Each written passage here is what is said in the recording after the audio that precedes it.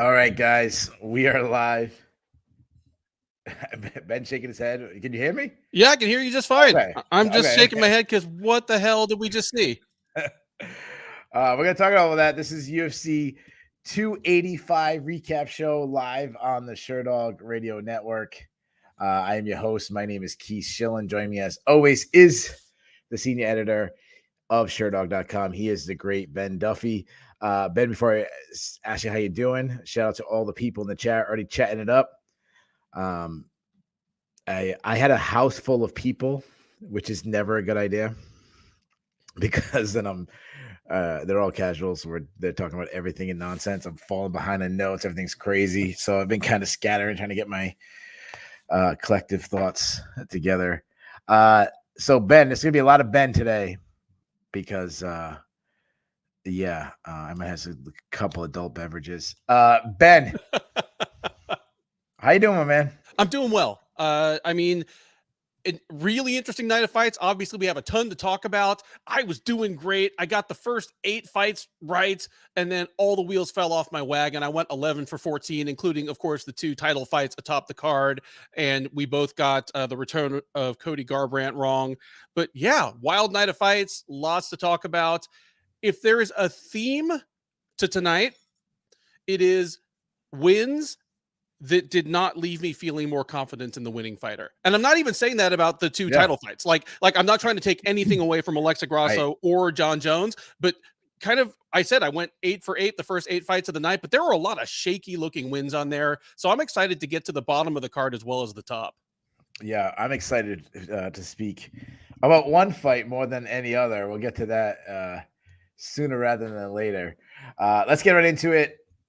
You went on record saying that Jon Jones is the greatest fighter of all time. I went on record saying he's the greatest fighter of all time. I said that this fight only could improve his legacy, couldn't hurt his legacy. And holy shit, he looked fat. He looked chubby, a little soft in the cushion. If you cut off his head and just inserted Walt Harris's face, like that could have worked. But be like, hey, why did Walt Harris get that Philippians 413 that for some reason you didn't go straight and get across the chest? You had to go like on an angle, so it's on your shoulder. I don't know. Yeah. Anyways, Jon Jones just ran through CirylGane. I don't think Jon Jones got hit except for an illegal kick to the nuts. No, that was like literally the only. I don't want to say clean shot because it wasn't a clean technique, but the only like impactful shot he took was the first kick of the fight. Gane caught him right in the cup.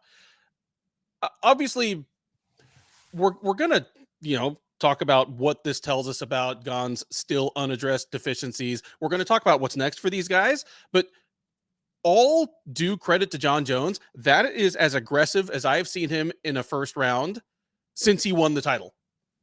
Yeah.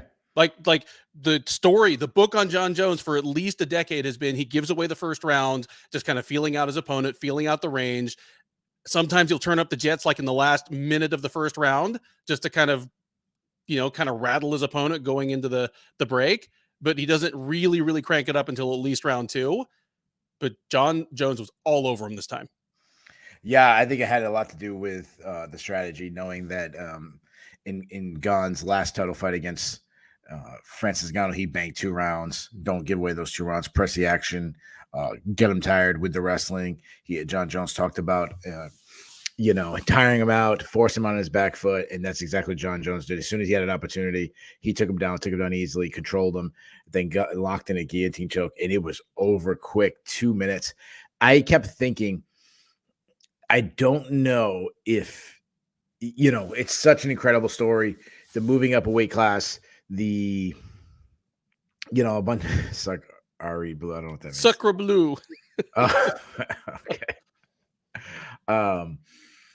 There's a lot that would be talked about Jon Jones. We'll talk about whether he's the GOAT. We'll talk about, his future matchups against Stipe Miocic. I'm sure there'll be talk about where should he be on the pound for pound rankings. There'll be a lot. What I don't think will be talked about enough, and I want to give him his due credit, is being off for 3 years and returning and looking better than we've seen him look Not physically. He still looked a little fat and stuff, but what he actually did in the cage, his performance to go out there and submit CirylGane in just over 2 minutes when Francis Ngannou had to go 25 minutes with him, down to the last round.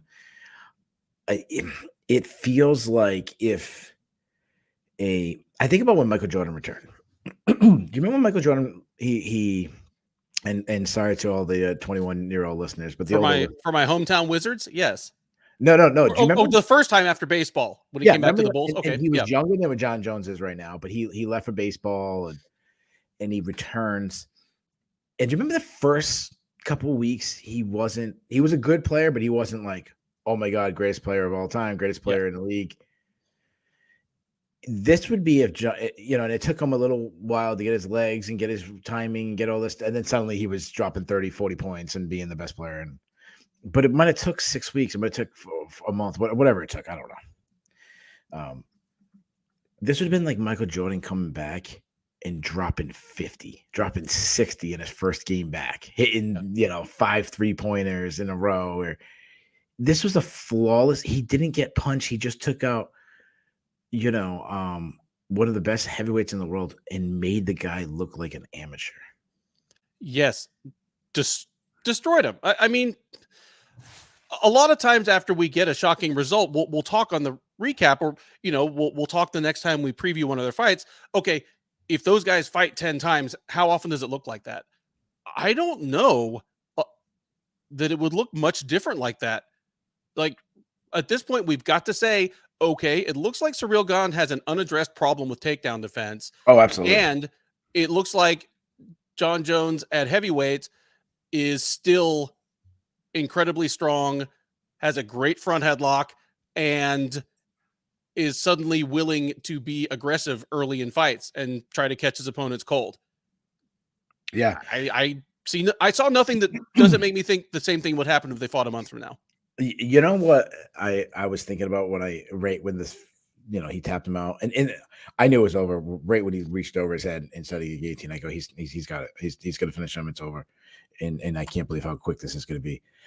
I started thinking back to his last couple of fights. I was thinking about the fight right before we almost lost to Dominic Reyes. A lot of people thought he lost. I thought he lost. Thiago Santos, I think you said like a third of the people you talked to thought he lost that one. I thought he won, but like I understand the argument. Not, beating Anthony Smith, but not looking tremendous. And I started thinking about maybe Jon had to move up earlier. Like maybe he should have moved up 3-4 years ago.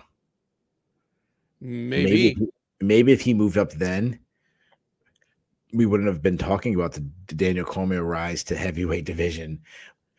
We wouldn't talk about Stipe as the greatest UFC heavyweight. We wouldn't have these things because it would have always been Jon Jones. I don't know. Just something I started thinking about. Yeah, if he'd moved up earlier, he would have been right in the middle of that whole Miocic and Cormier rivalry, and we would have found some things out. Maybe he also beats Cormier at heavyweight. Maybe he beats him easier at heavyweight. I mean, it sounds like we're about to find out how he looks against Stipe, but Stipe's been out almost as long as Jones has at this point. Yeah, Stipe's older. Yeah.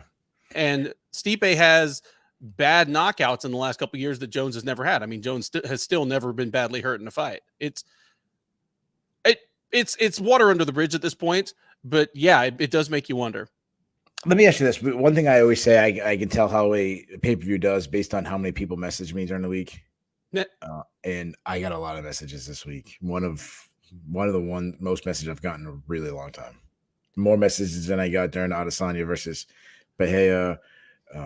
I don't remember the last fight where I got more than the Volkanovski Makhachev fight. Jones is sneakily underrated as a draw for casual fans. If you were ranking, sorry to interrupt. If you were ranking, where would you put him? If you're just guessing, just pure marketability. All time? No, right now, like currently in the UFC. Top three. Yeah, I think it's Conor, and then I think it's him. And does Conor? Well, Conor is now coming back for a fight, so yeah, I think it's Conor and him probably. Yeah, I think it was a great thing for the UFC that Jon Jones won. It would have been better if Francis Ngannou was the guy who was fighting instead of CirylGane. But, and again, I don't know if they'll get Francis Ngannou back or anything like this.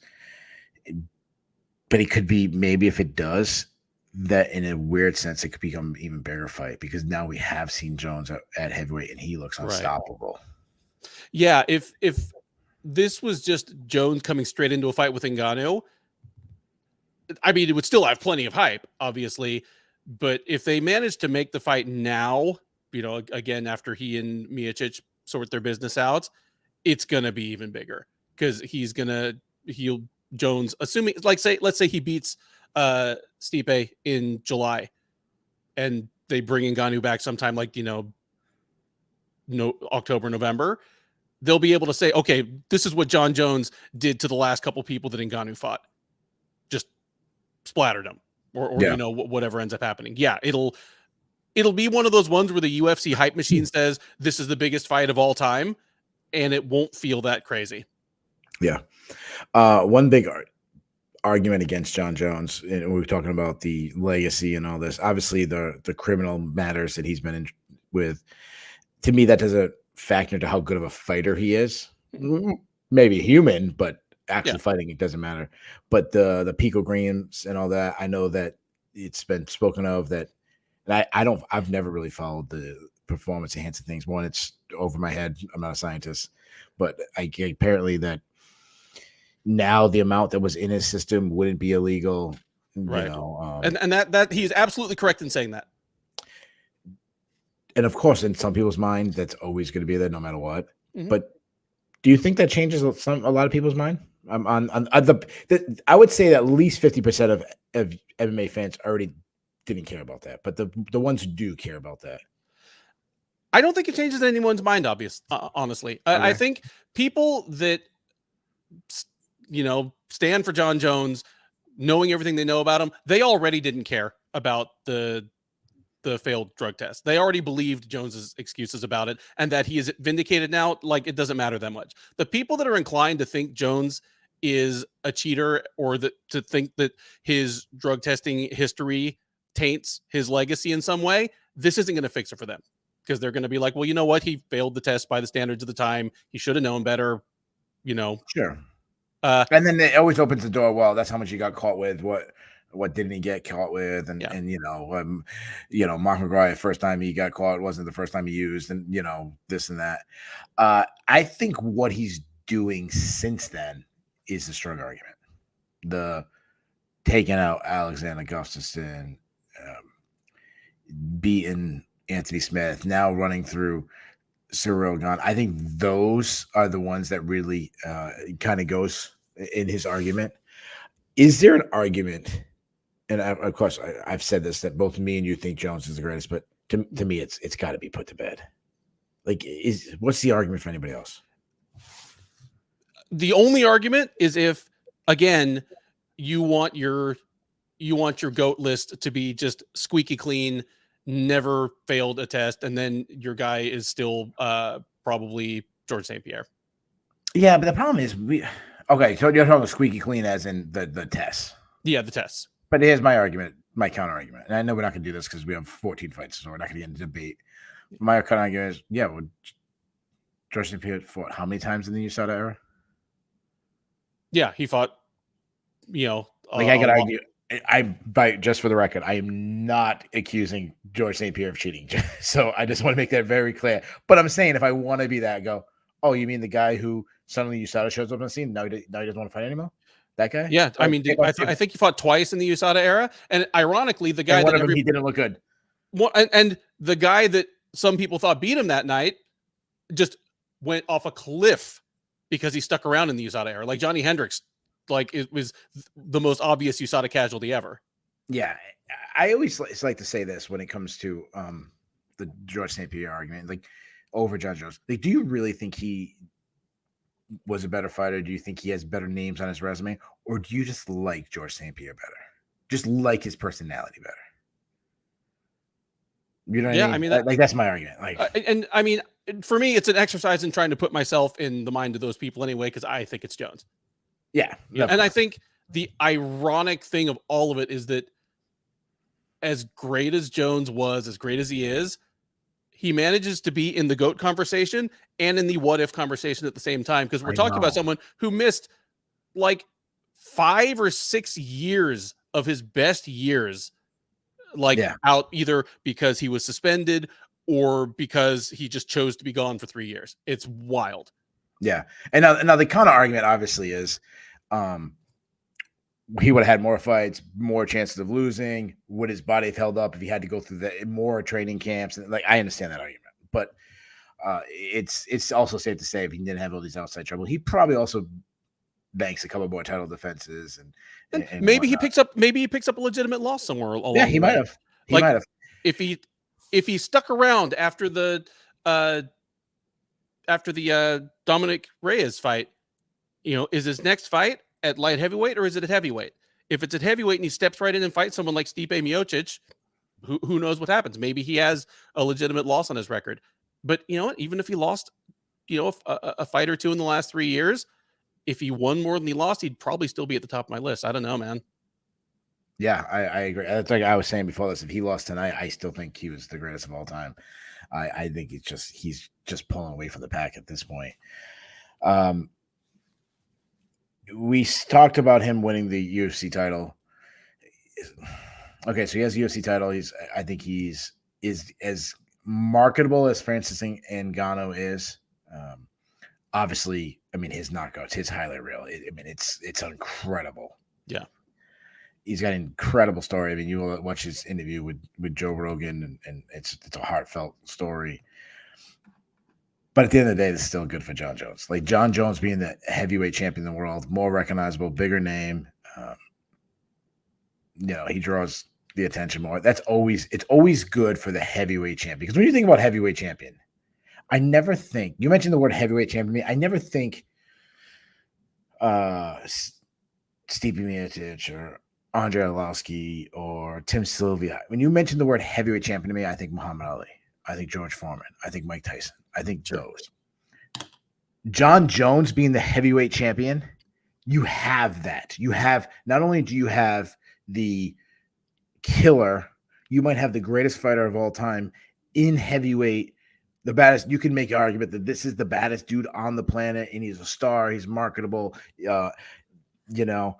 Everyone knows who he is. I think one of the great promotions I saw this week, and I don't remember if it was a countdown. I don't remember what it was, but it was over in St. Preux talking to somebody at a football stadium, and it was when he was going to fight Jon Jones, and the guy said, "Oh, you got to fight this week?" Yeah. And he goes, "Oh, who you fighting?" He goes, "I'm fighting Jon Jones." And there was like a delay. He's like, "Wait, did you say Jon Jones? Like, you fighting Jon Jones?" Like, oh, it was like almost like saying to him, like, "Damn, you're gonna lose."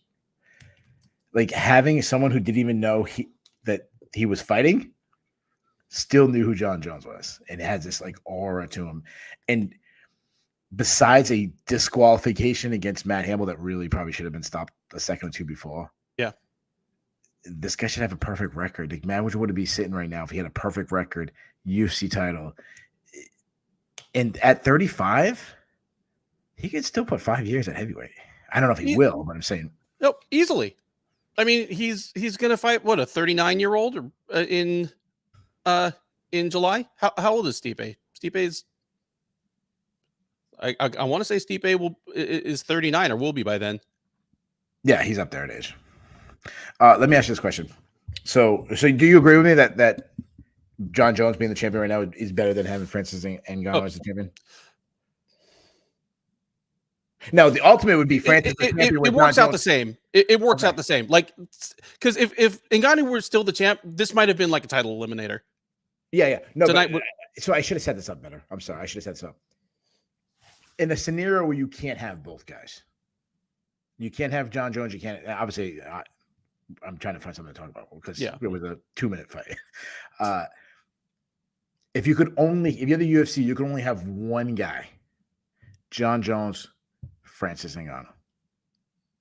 Who would you rather have? Jones. Even at 35, even at 35, for as long as you can have him.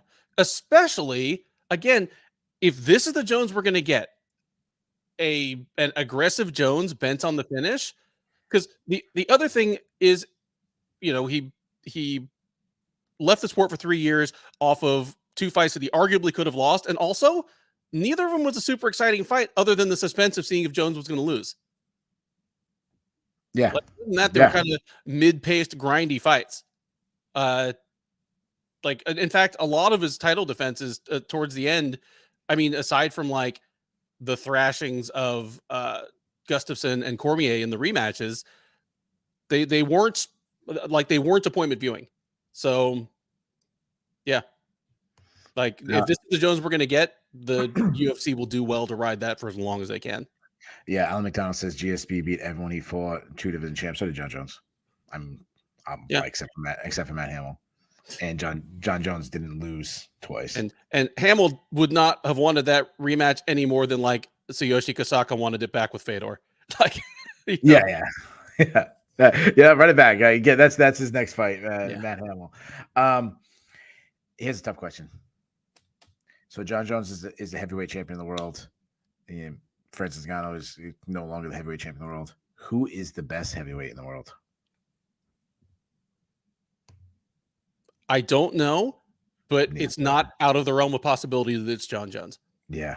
Like the guy that we saw tonight, I'm not sure he beats Francis. I'm not sure Francis Ngannou beats him. I don't know either. And I want to make this very clear. The no tape study and gosh, I would love to break down that fight if we could. Styles make fights. Everyone knows that Styles make fights. He fought CirylGane. It's a different fighter. I know a lot of people say, well, Francis Ngannou doesn't have the ground game. Yep. Not the ground game of Jon Jones. Yep, I understand that. But coming into getting the shooting range is a lot more dangerous with Francis Ngannou. And it's here's the thing. Scary. Ngannou has only been out-wrestled once, and it was in the first Miocic fight. The second Miocic fight, he pancaked Miocic's takedowns and beat his brains in. He fought Curtis Blades twice and knocked him the hell out both times. Like Jones, I'm not going to discount the possibility that Jones can get takedowns on Ngannou. Like, he's a great wrestler. His physical strength apparently carries over to heavyweight, but Ngannou is a better wrestler than Gane, and he's 15 pounds heavier. Like Gane comes into his fights around 247. Ngannou comes in around 260, 262, and that difference is all muscle. And he's got more experience. And again, he has proven that he can stop takedowns from good wrestlers at heavyweight. Yeah. One question, 5 seconds. We're not going to go down this. Just pure fun because I saw Bass posted this. Answer that question. The one I just put on the screen. Jones. Yeah, I think Jones murders them. Okay, moving on. Yeah. I mean, well, and I mean, greatest and best are two different conversations. Like I've said before, and I don't know if I still feel that way, but 2013 healthy Cain Velasquez, I once said would beat any man that ever walked the planet, but he was never that good for long enough to enter the greatest conversation. Like greatest and best are two different things, but Prime Jones, dude, it's hard to pick anyone against him. Yeah, no, I know. I absolutely agree. And we obviously, how I feel about Fedor too. He's always in the argument when it comes to the greatest of all time. But moving on. Stipe Miocic, he was in the front row. They were already setting up. They kind of hinted to this as the next fight anyways. Then they went full out. They gave a date. Obviously there's some and Stipe is historically hard to negotiate with, so I'm sure the UFC have already kind of put some. He's easy to negotiate with because his demands are extremely clear. He said, "I'm only going to come back for a title fight." Now he has a title fight. I guarantee he'll be there. He's probably signing on the line like right now. Does he deserve it? Taking out like marketing just straight based on merit. Currently, does he deserve it? Probably not, but in the UFC, but that's in my mind. In the UFC's mind, if you are a former champ, you always have a much straighter route back to a title shot. Like whether the UFC liked the champ or not, whether they were marketable as a champ or not, former champs always have, they always get to like duck under the velvet rope a little bit to get back to a title shot. Like, yeah, I agree. It's also sometimes it's right place, right time. And for a while, he wasn't in the right place for the right time where he could make these demands. And they're like, well, we have other guys. Yeah. Now We have they other don't. guys. The UFC can always wait you out. And he was old. He was older than the people he was kind of, in the pool with. But now Yeah. they have The a fight other where, guy. Yeah. The other guys are Curtis Blades, who they definitely don't want to be champion. yeah. And Sergey Pavlovich. And Okay. and Ngannou's out there somewhere, but honestly, I think there's part of the UFC that doesn't want to give him that kind of power. I mean, he got in a staring contest with the UFC and walked away, and you can't underestimate or overstate how much personal stuff like that matters to Dana. Oh yeah. I mean, yeah, absolutely. Yeah. So I'm gonna say this. I agree with you saying, and obviously it's always super personal with Dana White. He said that Francis Ngannou will never fight in the UFC again. Yeah. Dana said Dana loves to do the never. He likes to throw that out a lot. I will say this: while Stipe Miocic is a very marketable fight, and the window is closing on that one, I'm throwing every money I have at Francis Ngannou. I'm throwing, based on what Jon Jones did tonight, I'm saying, Francis, come back to the table one more time. Let's try one more time. Let's try one more time and see if we can get something done.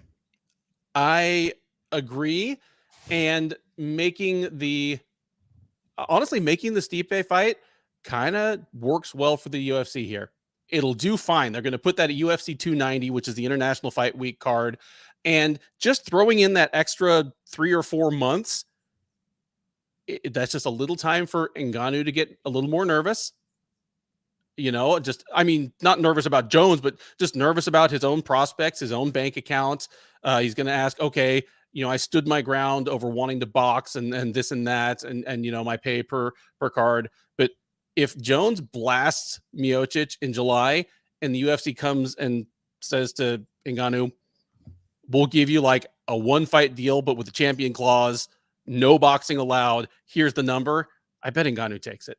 Yeah, I think that's exactly it. One right off. Yeah, maybe give him a 2-fight. Like if you win, you have to finish up the trilogy with Stevie, and that's what I like about doing Francis one. Well, I mean that's what I mean. Just champ clause. Okay. Yeah. And I think it works out perfect because if Francis wins, you have the trilogy with Stipe Miocic.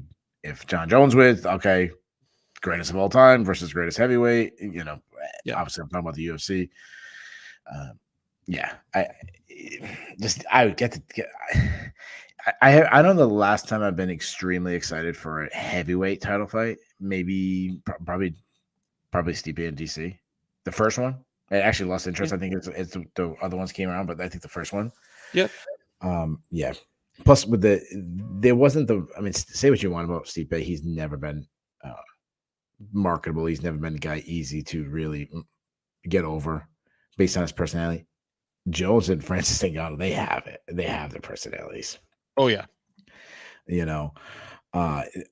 that done. Let's move over we'll get to the matchmaking in a second. CirylGane, you kind of hinted at it and kind of touched on it a little bit. I'll jump on it too. It's so funny how MMA has these peaks and these valleys. They have these like moments where, wow, this guy looks unbelievable. Then there's times where it's like this huge issue is exposed. One reason why, going into the fight with CirylGane, I kept like mentioning was if CirylGane did not go for a heel hook, and I know I was talking to a guy who's saying that Francis was sweeping. I don't think that, but regardless how you feel about it, he went for a heel hook and lost position in a fight that was 2 rounds to 2. I don't know how much time was left in the third round. I don't remember, but it ended up he was on top. He holds him down. He wins the fight. He could have been walking into this fight as the heavyweight champion. And it's so funny how the pendulum swing from like, wow, he doesn't do this. He's the best heavy. He's the most powerful man in the world. He's the most dominant man. He's the toughest guy. He's the baddest man on the planet, to he has a major hole in the ground. Yep. That looked worse this time. Now, again, I want to point this out. I understand that being dominated on the ground by Jon Jones is different than being dominated on the ground with Francis Ngannou. A lot of people have been dominated on the ground by Jon Jones. His top game is as good as anybody's ever. Yep. So do you take this submission as, wow, Jon Jones is the man, or are you taking this as, holy shit, like there's an easy avenue to victory to beat CirylGane? I was surprised the tap came when it did, but even before it did, I was feeling pretty nervous about having picked Gane in this fight just because of how easy the takedown was for Jones. Like, all he had to do basically was go to his second option, change direction, and he just dumped Gane over onto the ground. Like, at this point, what little takedown defense CirylGane has is just purely due to his physical gifts, just from being huge and strong and just naturally nimble and having good balance for a guy of his size. But he has no technique, and just he's not very game about it. He's just kind of willing to get dumped on the ground. Like, that was such an easy takedown for Jones, So and easy. that's what concerns me even more than the quickness of the submission. Yeah, let me ask you this question. If I agree with that thing, it's definitely, it's not looking good. I didn't see any improvement, but I want to go back to the negotiations because I was reading some comments and someone commented, kind of made me think, if they got Francis to the table, gets what he wants, obviously on the business side, you have a certain amount of money you can spend, and you can't go over this. Do we get a boxing situation where all of a sudden John's going, yeah, that's cool that you gave him that big money, but on the A side, like, I want more money now. And wanting more money is what had us waiting 3 years in the first place. Like, Jones, all the way back in 2020, after the Dominic Reyes fight, was saying that he wanted Deontay Wilder money. And Deontay Wilder at the time, I think, was pulling down like 12 or 15 million a fight, and Jones was getting maybe half that. I mean, that's what had us wait this long, and they finally came to the table. But I wouldn't be surprised at all if he kind of stuck the UFC up for more money, and now he's in a position of power to be able to kind of do that. If the UFC ends up losing Jones entirely, or losing another big stretch of time after all the proclaiming him the greatest fighter of all time, I know, leading into this fight, and then for him to underscore, that greatness with an easy destruction of a top 3 heavyweight, it won't matter how they try to spin it. The UFC is going to look extra dumb. And as it is, this really saved the UFC's bacon after letting Ngannou go. Like, the UFC, we're 6 months removed from the UFC letting the best heavyweight on the planet go, and this kind of like, and this kind of like sweeps that under the rug, because the UFC can at least make the argument, no, well, actually, Jon Jones is the best heavyweight on the planet. He beat Gane much more easily than Ngannou. Yeah, not only Jones winning, but how he won. Yeah, how quickly he did it just helps the UFC. I think some fans watching tonight will be upset. Oh my gosh, I paid all this money. It happened so quick. Yeah, okay, that happens. That's part of the sport. It's not watching a Star Wars movie. Guaranteed 2.5 hours of, Luke Skywalker and this and that. Sometimes the guy you're looking for finishes the fight in 2 minutes. Sometimes, and you know what? Sometimes the guys you're looking for gets finished in 2 minutes. Yep. Yeah, it feels like I feel like a boxing fan right now, where I have a huge, massive fight that I want to see, and I don't know if it's gonna happen. And I understand why both guys would want a lot of money. I understand Jon Jones. If you lose to CirylGane, you kind of know how you're gonna lose. He's gonna pick you from the outside. Yeah, he might eventually knock you out, but it's not gonna be you laying motionless, face down in the canvas. That's what happens when you lose against Francis Ngannou. Yeah. Obviously, I know he's had wins that wasn't like that, but you get what I'm saying. Yeah, you're taking a lot of chance when you're going against Francis Ngannou. So, while I'm not crazy about the boxing model, I'm not crazy about the UFC model either. But for once, I think we got to go give the guys ridiculous money. Go break the bank. And honestly, if you have to make it up by giving me contender series guys rest the way down the card, so be it. If that's kind of what the card has to be, maybe throw in a decent co-main event, and then just give you contender series and low paying guys. I'm with you. I certainly, as a fan of the sport, I hope for it, and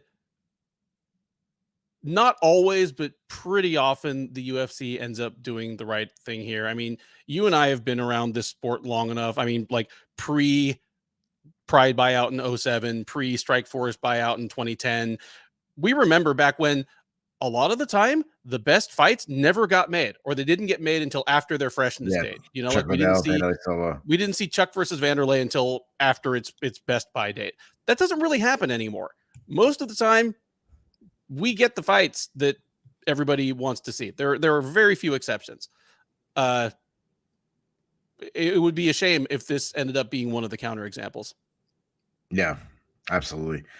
Obviously the UFC International Fight Week they're talking about, which is always good, given the bigger the star, the bigger the name, the better. Jon Jones International Fight Week. To me, it's either him or Conor. Like that's the only two fights that make sense. So Jon Jones. It won't be Conor because they'll be coaching tough.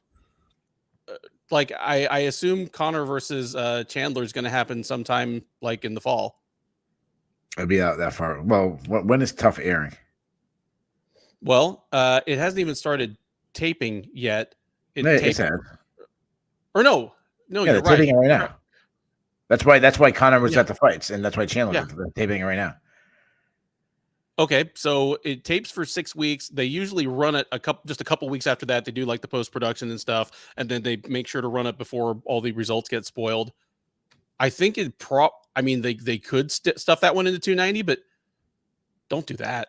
Yeah, well, I know USADA and Conor and all that. He's got to be in the pool. He's not in the pool and all that stuff. So I really don't have any idea where that goes. But say Jon Jones or Steve Miocic, I really think besides the Conor McGregor fight, that really is the biggest fight you can make right now. Yeah. I think in any weight class in the UFC. No, I think you're right. Give me the betting lines right now. Jones versus Ngannou? No, versus Stipe. Jones versus Stipe. Jones is going to open as a healthy favorite. I bet Jones comes in around -200, -225. Yeah, I was thinking the same thing, especially considering the last time we saw Stipe Miocic. It's been a long time. He also was knocked out bad. I always thought that Jon Jones was a tough stylistic matchup for Stipe Miocic. Seeing how he was at heavyweight again, I'm saying how he looked at heavyweight in a 2-minute of film, so you can't be too confident. Yeah, is that the only other choice for him? Like if you're running the UFC, you try to get the Ngannou fight, and then if not, Stipe's the fall, the fight that seems like they already got penned. Yeah. I mean, Stipe is the fight that I'm expecting to happen then. Yeah. CirylGane. Who you matching with? All right. 2 options. If you still believe that CirylGane has the potential to be in the title picture for a long time and he just needs to get work on this, give him a top 10 fighter who's a good wrestler like Marcin Tybura. If you're ready to cut bait on this guy, give him Curtis Blades. Oh. I went with option A, but I'm also giving that style of fighter. I'm giving him a name. I'm cutting bait on him, not all the way to Curtis Blades, but more of you've had 2 title shots, you've lost. How much are you going to improve on the ground from then? Who knows? I go with who deserves a big name, and Sergey Spivak does. I like that just fine. I think of Spivak and Tybura as kind of, in the same mold, and Spivak is younger and more on the come up still, whereas I think Tybura is probably peaked. So that works for me, man. Yeah. Let's move on. Let's get to the co-main event. Valentina Shevchenko was defending her title for, the 900th time against Alexa Grasso. And as everyone predicted, Alexa Grasso won by 4th round submission. Obviously, I'm joking around. Alexa Grasso wins.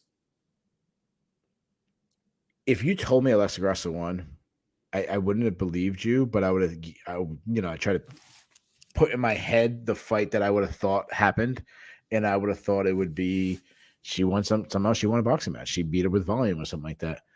I wouldn't have guessed that Valentina Shevchenko does one of her famous spinning kicks as she does it.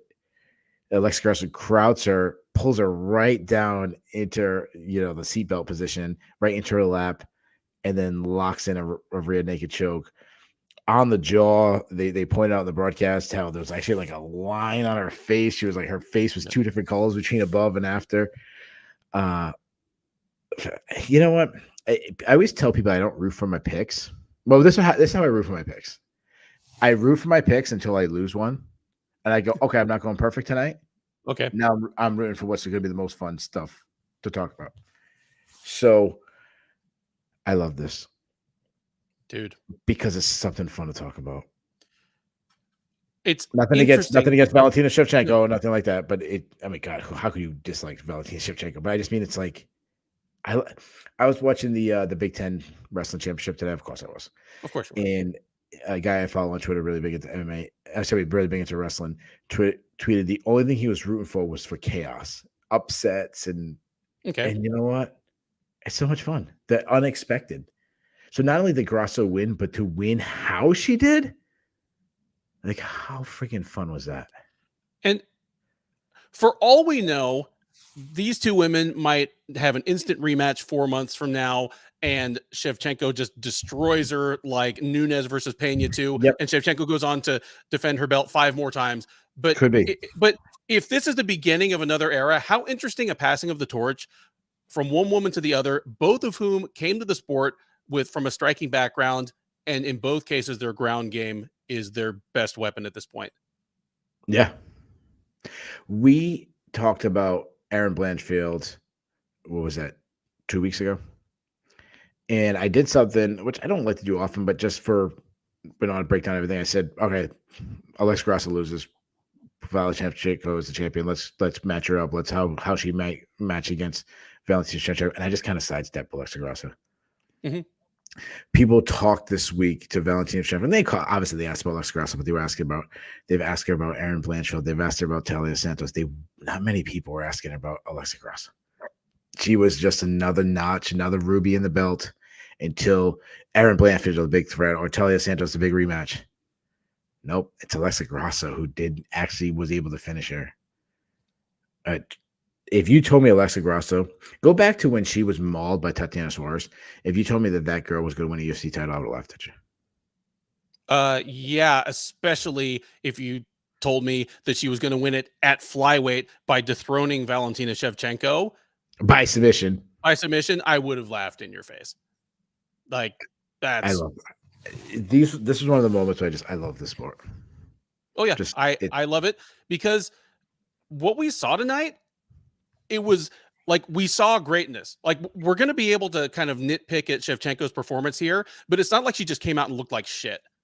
Like, she came out looking pretty much like the Shevchenko that had a really, really close fight with Taila Santos, and just Grasso stepped up, and she was game, and she was hanging in there, and then she was opportune at the right moment. Like, she seized a moment and kind of grabbed a window of opportunity that not many other women in the sport would have been able to. Yeah. Let me ask you this question. So there was, I think Valentina did some things I was surprised she didn't kick to the body more. I didn't think she kicked to the legs more. She kept throwing a lot of high kicks, and she was working behind a jab. Somebody asked in the chat, and the chat's going pretty quick, so I apologize. I didn't grab it to put it up there, but they asked, did the division catch up to Valentina Shevchenko based on her last performance and this performance? If the division has, Jesse C. Thank you.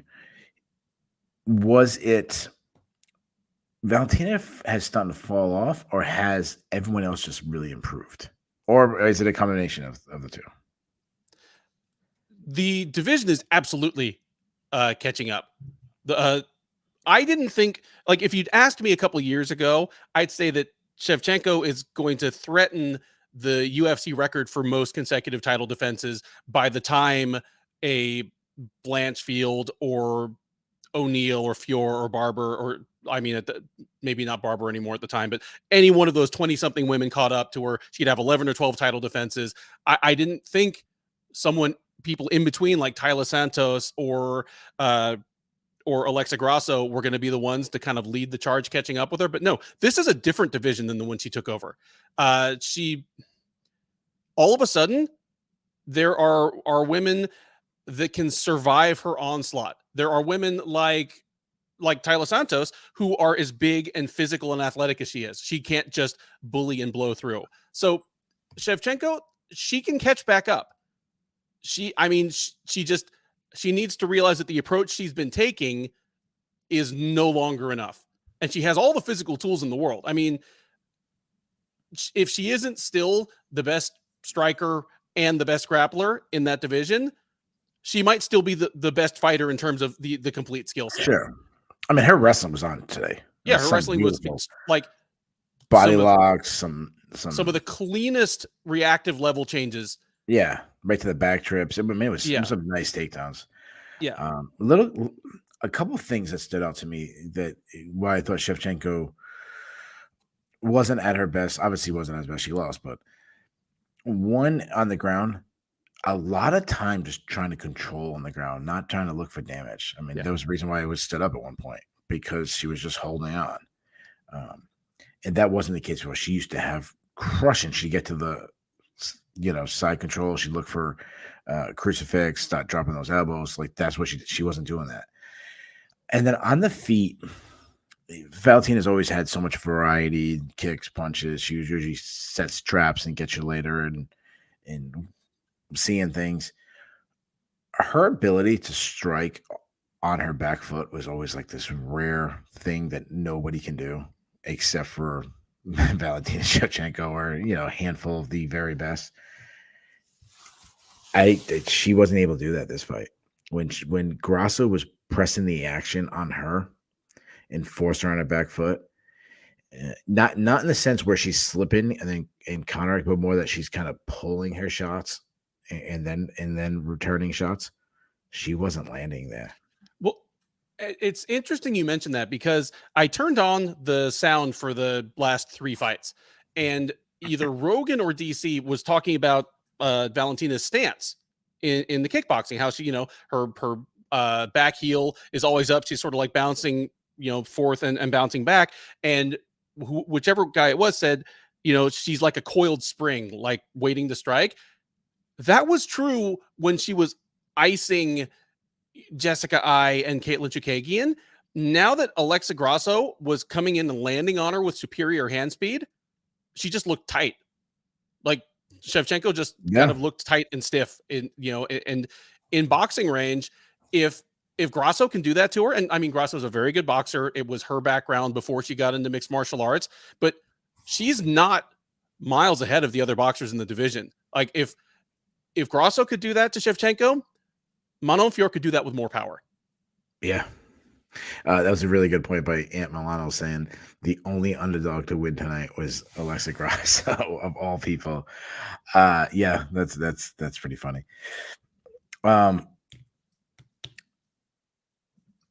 Kicks not coming to the body is a concern. Being forced back. One thing I think I'd like to see her, if they do a rematch or moving forward, I'd like her to initiate it a little bit more. I'm not saying she's obviously always been a great counter striker, but I'd like her to be the one pressing, maybe moving back, forcing Grasso back, or forcing, say she has someone else, forcing them back on the heels, pressing the action, maybe leading with some more power punches instead of just jabbing. That's something I'd like to do. One thing we've had 2 fights in this. I'm going to have 2 questions for you.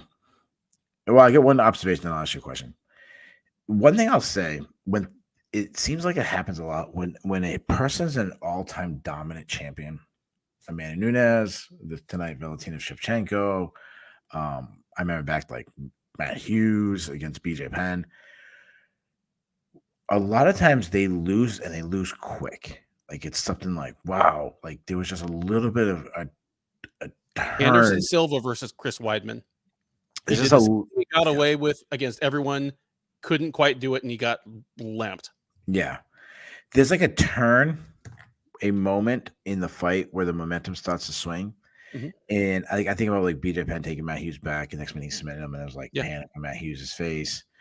And that's going way back in the time machine for you guys. There was a moment in the first round Martinez looks great against Juliana Pena. Obviously, I'm talking about their first fight, and then Juliana Pena started standing her ground. She started landing some good shots, and it's like, whoa, what's going on? And then the same thing happened tonight. I think what happens when you're an all-time great, you're one of these stars, you don't get put in those tough situations. You can do it in the gym and simulate bad situations, but it's different in an actual fight. It's different when the crowd is reacting to when you're getting hit instead of when you're getting hit. And it's a little bit of a front runner's mentality. Not saying they're front runner in the sense that, if they're not styling, they crumble, but it's just more like you haven't been there often. That a panic sets in more than the fighter who's had the ups and downs, the sway moments in the fights where you don't really have that, which maybe like Amanda Nunes did. Now the next time it has happened, okay, don't panic. Don't do something stupid. I think that's something that could happen. So agree or disagree? I agree. Like I didn't know going into it like what exact phenomenon you were talking about, but no, I think there's something to that. Like, yeah. Bigger upset, and not betting wise, just straight tonight, or Pena beating Amanda Nunes. Pena beating Nunes. Pena beating Nunes is more of an upset to me still.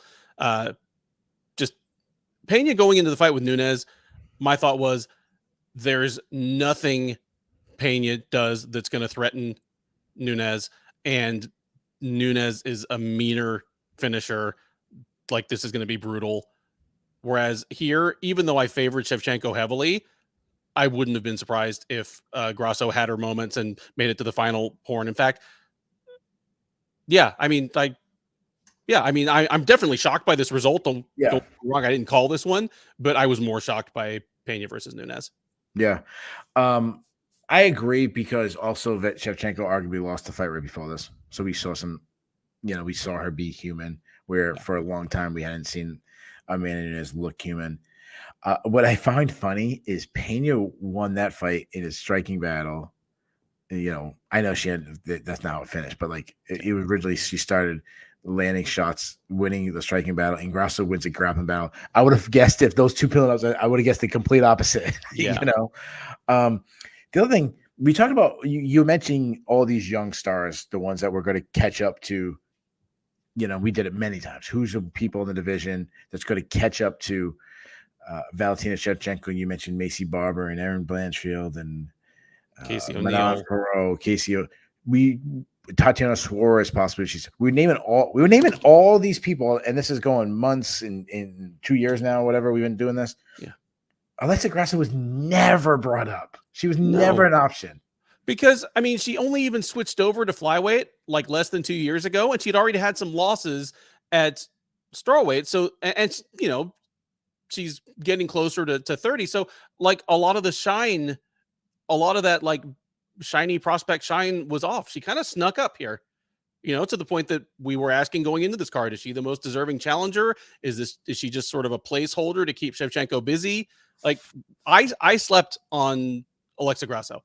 I thought at best Grasso was going to be another nice just name for Shevchenko to check off before somebody that could really challenge her came along. Hell, even just something to do before a Tyler Santos rematch. Yeah. No, I totally agree. Automatic rematch? I hope not. I am always against automatic rematches unless there was something controversial about the first fight. There's nothing controversial about this. I am against automatic rematches usually, and there's always some exceptions. How many title defenses does Valentina Shevchenko have? It's something crazy. 8, I think. 8, 9, something like that. Yeah. She's the exception. There are other people who, Erin Blanchfield's right knocking on the door, and what a good stylistic matchup for Blanchfield. Though a little tougher now than I would have guessed, a couple hours ago. But yeah, when you've got 8 title defenses, 7 title defenses. Thank you, Chris. Sorry, this was going to be her 8th. Yeah, the exception. I would run this one back. I think Grasso has earned more than to be a footnote on Shevchenko's like chapter in history. Yeah, but what if that footnote is Frank Yeager beating BJ Penn twice, or Rose Namajunas beating Ioane and Jacek twice? Oh, it wasn't a fluke. Well, that's fine, but I didn't like either of those immediate rematches either, because immediate rematches like that, they have the ability to just kind of short changes of what could have been a better trilogy. And the ultimate example of that to me is Garbrandt versus Dillashaw. Yep, that's fair. But like, what does it hurt us if Grasso goes and fights Manon Fior and Shevchenko fights Blanchfield next, or something like that? Okay, or, so are those the matchup you do? They are. Tyler Santos is coming off a loss. Whether I thought she maybe should have deserved to win it or not, give me someone in a title shot that, at least won their last fight. Okay. I do the media rematch, but we still have 12 more fights to go, so we got to move. We've spent a lot of time already on the title fights. We're going to go through this card's loaded. It's going to be a late night, guys. Jeff Neal versus Shavkat Rakhmonov. I thought this was the best fight of the night. I know obviously Jeff Neal isn't eligible for fight of the night after missing weight. I think Shavkat Rakhmonov showed that he's human because he did get tagged a lot. But he also, to me, showed he's like, okay, like, those like, is it Percy Jackson? Is that the one where it's like his dad's a god, but it's like mom's a human? Yeah, it's Percy Jackson. Okay, like his mom's a human, but his dad's a god. Mm-hmm. Yeah, look at that Sasha Rakhmonov. Like, he might be human, but he's still like half like Zeus, the heir of Zeus. Well, here, I mean, I'll do the pros and cons checklist. The good things we learned about Shavkat Rakhmonov are, okay, he does have at least 3 rounds of cardio, even when he's not just mopping the floor with somebody. You have to work harder when you're not completely dominating the action, and he was, still there physically well enough to, finish the fight in the 3rd round. That's good news. Other good news, he's got a chin on him. He got tagged cleanly numerous times by someone that I at least think is probably the best pure boxer in the division, and Absolutely. A hard hitter. Those are the good things. Bad things, for a guy that's as dominant a ground fighter as he is, he doesn't really have a shot from the outside. No. And he had trouble taking Neal down. And Neal's takedown defense is good, but not great. If Shavkat Rakhmonov couldn't get Neal down, the top 5 is full of people that are going to give him fits in that regard. I'll say this. I agree with that. I've never been a Greco guy. I've always think it was the lesser of the wrestling. I think the freestyle and folk style, I put those two together because you can shoot on the hips, and he's huge. Like, he is. I mean, he's making Jeff Neal, who's a big welterweight, who also missed weight by 5 pounds. He's towering this dude. Look like they're not in the same weight class. That's incredible. Yeah, he's more of a grinding wrestler than he is a shoot through your hips wrestler. Mm-hmm. That doesn't mean that the good wrestlers are going to take him down. No, it doesn't mean that they're going to take him down. But Colby Covington and it's the guy he called out, Kamaru Usman. It's going to be hard taking these guys down. I agree. Chimaev, if you want to get Chimaev, that's a guy. If Chimaev goes back to welterweight, yeah. I agree with the chin. I mean, you know what impressed me? Not only that he ate these shots, but he was fearless. He didn't back right. He was just kept stepping forward, kept using the pressure, eating a shot, and then throwing back power shots of his own. Dude, I'm not saying that it's in the levels of MMA hell. I'm not saying it's the same as it's 2003 and Fedor sitting in your guard. I'm not saying it's any time in the 2000s and you realize that Frank Mir has 2 of his hands on one of your limbs, but no mouth guard against Jeff Neal. It's low key a place I would not want to be. Yeah. Like, I'd be like, timeout. If this is going to happen, I at least need to keep my chiclets. Yeah, like, that's some Kazakhstan shit right there. Yeah. That's I liked his pressure. I like that he was winning with the volume. He was winning with the pressure. Obviously, he hits hard. He's very accurate. Like he has really short shots. Yeah. Quick hands for a guy who's so big. He stands a little tall. I think that's why he was getting hit. He stands really high up. He keeps his chin really high up, which is an issue. But he showed he's got power. I mean, he's got 17. Was it? Is he 17-0 now and 17 stoppage? 17 stoppages. 17 stoppages. I mean, that's incredible. Someone threw in the chat, I apologize. Someone said that they think tonight Chimaev was proven to be better than Rakhmonov. I'm not gonna say that. Go to my head, I might take Chimaev, but he's still got a knockout win over Jeff Neal. Like, let's put things in perspective. Well, like it's still submission, but yeah. Oh, I'm sorry, submission. Yeah. I apologize. Yeah, I was thinking he knocked him out. Still a really, he choked him out with that. Yeah. It was almost Jon Jones, Leo Machida style. I still feel pretty good about him. Like I feel really good about him. I totally feel really good about him. I said leading into this, I'm not guaranteeing he's a future champ because welterweight is so crowded and so competitive that I'm taking the field over anybody.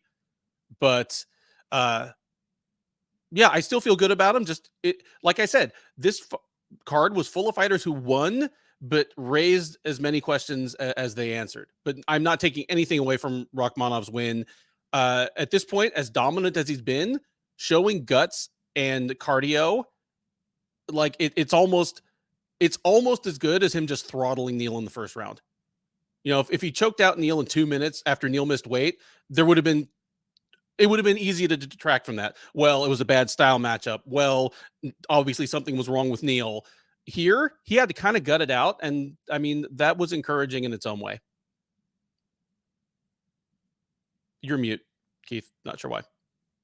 I'm sorry about that. Oh. Yeah, I agree. Yeah, I mean Jeff Neal's tough, in you know, maybe it was strategic to have a little extra weight, missed weight. I'm not, you know, being 5 pounds over is a lot. Yeah. I like Shevchenko, Rakhmonov. I would feel really good about. I'm not saying I'd pick him over Usman or Edwards, but I feel really good about him against both those guys. Especially like the style of Usman. Usman likes to clinch. He likes, that's his style of wrestling, chest to chest. Rakhmonov's a big boy. Yeah. Strong. Let's match make for a second. Let's start with Jeff Neal. Jeff Neal's obviously exciting. Yeah, not a good night for him. Obviously, when you lose, when you miss weight, this and that. But I think he put up a lot better fight than most people thought he was going to do against Rakhmonov. So I did think he's still very I don't know, remarkable, but still a tough test for anybody. What would you do with him? He impressed in defeat. I expected him to lose worse than this. He's had health problems. He's had like at least the whiff of personal problems. He's now missed weight. There's something that feels just unreliable about him, but he deserves a top 10 opponent or a top 10, 15 opponent coming off a loss. I like him versus Sean Brady. Yeah, that a couple of guys going Sean Brady. I'm going the same thing. Like kind of the guy who's rising up the rankings. I'm going with a stylistic fun fight. I think it's just time for Jack Della Maddalena to get the square up with somebody and throw down in the pocket. Imagine him and Jeff Neal throwing bombs at each other. Yeah, and I'm making it like a fight night main event. They're a perfect fight night main event. Rakhmonov, what are we doing? Oh, Burns and Masvidal are fighting. He did call out Colby Covington. I don't know if you heard that. Colby Covington. Who knows where he is? Who knows where he is? If that's realistic, make it. If not, I mean, Burns and Masvidal are fighting in a bit. I expect Burns to win that handily. Give me Burns versus Rakhmonov. Oh man, the top. Well, wait, it's hard to make a bad matchup.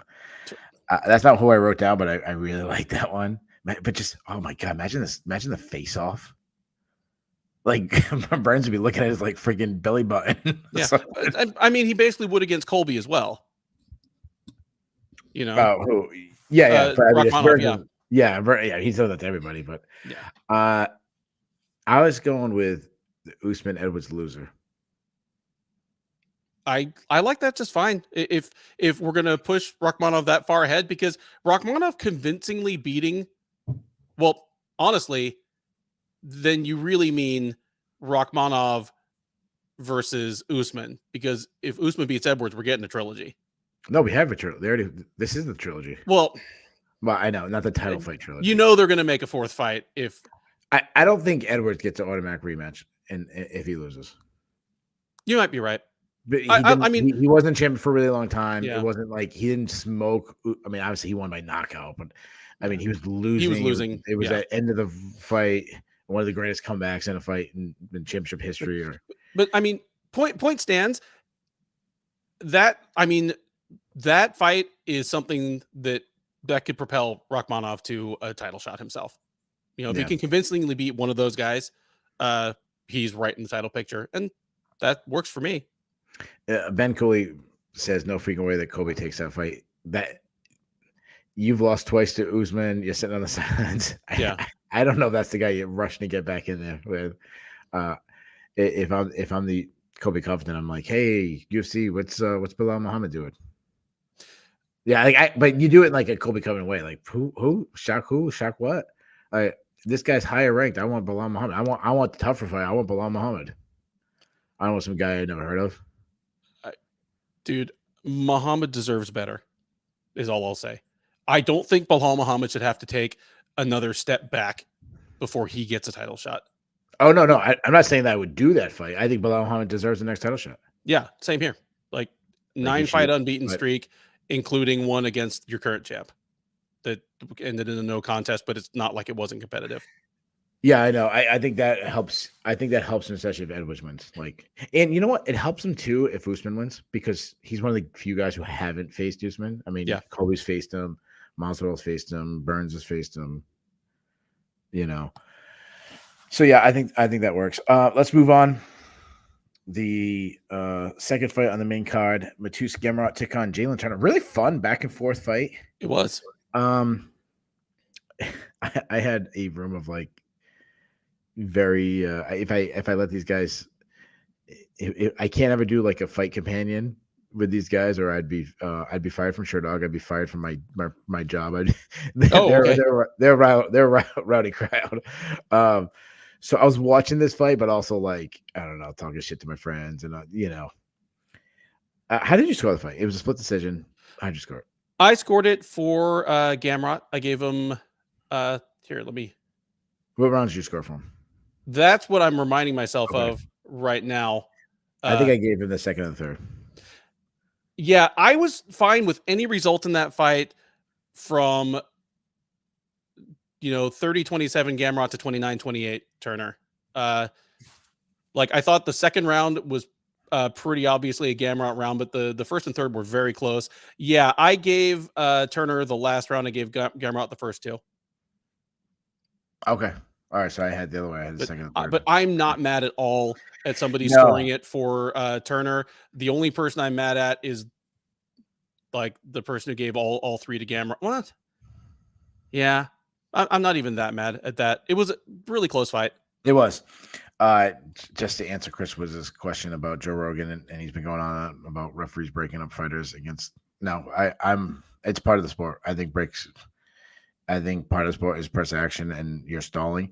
It happens in other combat sports. You're wrestling if you're in deep on a single and they stalemate a guy or something like that. Yeah.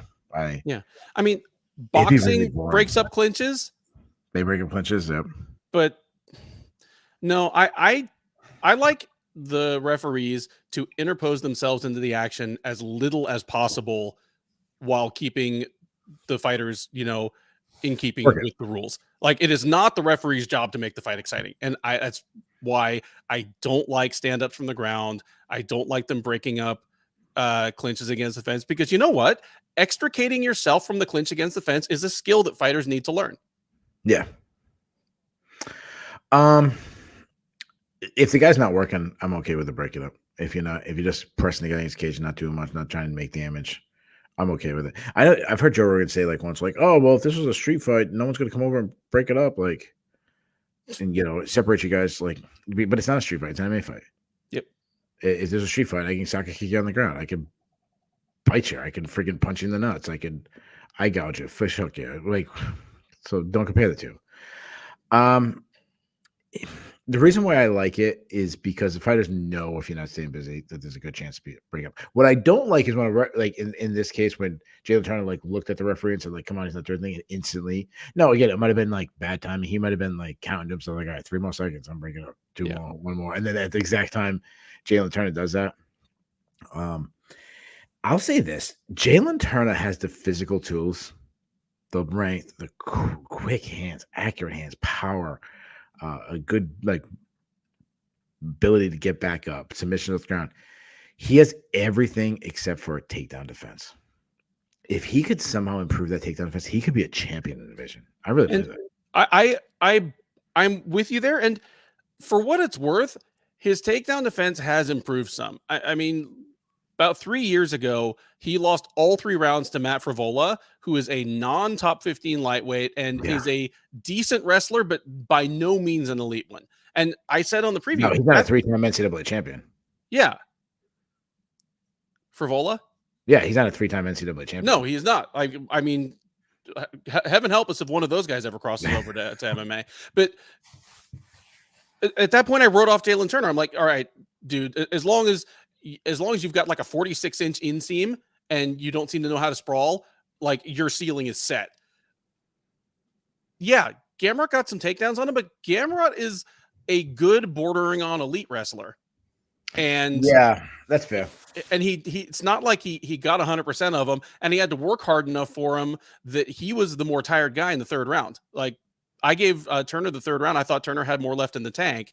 And even once Gamrot got Turner on the ground, I mean, I gave Turner the 3rd round, even though he spent half the round on his back, just because Gamrot had his hands full just keeping top position. He wasn't able to get off any like really threatening submission attempts. He wasn't able to unleash any ground and pound. Those all speak to Turner's improvements as a ground fighter, and he is still young. Yeah, he's got some. Obviously, his length and his size is huge advantage. The problem is when I think of that division, I would favor him over a lot of people, a lot of people in the division. Just when you have an elite wrestler, he's gonna lose. Agreed.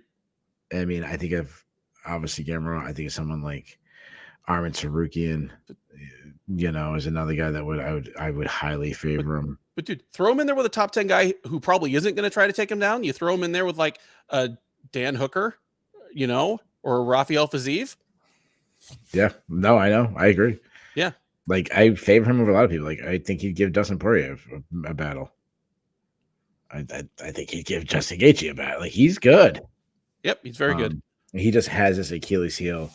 I favor Gamrot over a lot of guys too, based on his scramble ability, his being well-rounded. I like that he's not one of these guys who falls in love with his hands, or he's simply all wrestling. He mixes them up, blends them really good. One thing that we didn't talk about, Jesse C threw out there, Gamrot took this on 10 days notice. Yeah. So he should get a lot of credit, especially against someone as good as Jalen Turner. Even Jalen Turner lost. I don't think he's I don't think it was a bad loss for him. No. It's a bad loss in the sense of when you're trying to become a champion, that's not the division to take a loss in. Like it sets you back a while. So it is that. But I mean, just how I feel about the guy, I'm still pretty high on him. I might even be somehow even higher on him now moving forward. What would you do with Gamrot? He's got that loss recently to Dariush, but overall he's had a nice run. I'm matching both these guys out of the card on the 18th. Give me Gamrot, give me the Gaethje and Fiziev winner. Turner, give me either Jai Herbert or Ludovic Klein. Like I don't care winner or loser of that, just whichever one guy comes out without a bad cut or injury. I like him against either of those guys. Yeah, I actually want the loser of Gaethje Fiziev. But okay, that works for me too. Yeah, Turner, he had this little spat with Drew Dober, where they were like mouthing off. Drew Dober called him, and then Turner was like, "Dude, you had the chance to step up, you didn't." Dude, God, how fun would that fight be? Oh, dude, because they're both going to want to strike, and the difference in physicality, like size between the two, I mean, it would look like an Enter the Dragon when like Kareem Abdul-Jabbar was like doing karate with regular sized people. That's what that would look like. Yeah. I'm all for it. Yeah, sign me up for that. So it's very hard to not book a good matchup in that weight. So, all right, let's move on. All right, let's do. We have come to the moment that I've been waiting. The people's main event. Yeah, at least my main event. Texas's own Bo Nickal. Jamie Pickett was the sacrifice to the gods, as Bo Nickal. I can't just talk about Bo Nickal for a second. Okay. Bo Nickal is, I mean, and we'll say this until it's not true, he is the most accomplished amateur wrestler to cross over to mixed martial arts seriously in his physical prime. There you go. Like, I kept saying that. Absolutely. Yeah, yep. he is. And we said coming into this, he had the wrestling style and the athleticism and the general body type that there's never a guarantee, but would lend itself towards his wrestling carrying over successfully to mixed martial arts. Thus far, that has absolutely been the case. Having said that, if I'm Bo Nickal's coaches, I've got some notes to take back from here. For a fight that was over by submission in half a round, and both you and I picked Nickal by first round submission, Nickal needs another tool. Nickal needs to practice securing top position and throwing some ground and pound, because just shooting and then immediately seizing on a front headlock or trying to take the back in transition, there's gonna be a point where that does not work anymore. And to do that as his kind of main mode of offense almost short sells his wrestling. Like, he would be a better fighter, if not quite as thrilling, if he became a little bit more of a grinder. I mean, he's got to know that that division is full of good strikers, and just taking them down, getting the clean takedown in the middle of the cage and securing top position and starting to threaten gets him off of their gunnery range. So yeah, he's 4-0. He still has, like, I think 10 minutes of total cage time in his entire career, but he's got some notes. I think it's like 5 minutes. Good grief. Yeah. Ben, we've been doing this show for, I don't know, 2 years now or something. I've never said this to you. Go fuck yourself. How dare you? How dare you? Dude, dude's got 4 fights. Bo's gonna win the middleweight title. He's going to win the title. It's gonna happen. Now, is he gonna be undefeated? No, I don't know. But Bo Nickal's gonna win the UFC middleweight championship. Cut it, tape it. We'll play it back in a couple of years when it happens. I said it before anybody else. Bo Nickal's gonna be the UFC middleweight champion of the world. I mean, he is getting in some, like, he's got some veteran stuff already, like landing that egregious nut shot and then getting the takedown so quick that, like, the ref never noticed or had time to react. Didn't happen. Did not happen. It was a high crotch. It was a high crotch.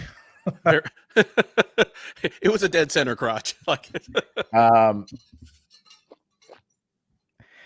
yeah, I called up TJ DeSantis and Jordan Brain and all our homies and said Jon Jones is going to win the UFC title. I'm doing it again. Bo Nickal's going to win the middleweight title. I would favor him right now over Alex Penne. Right now.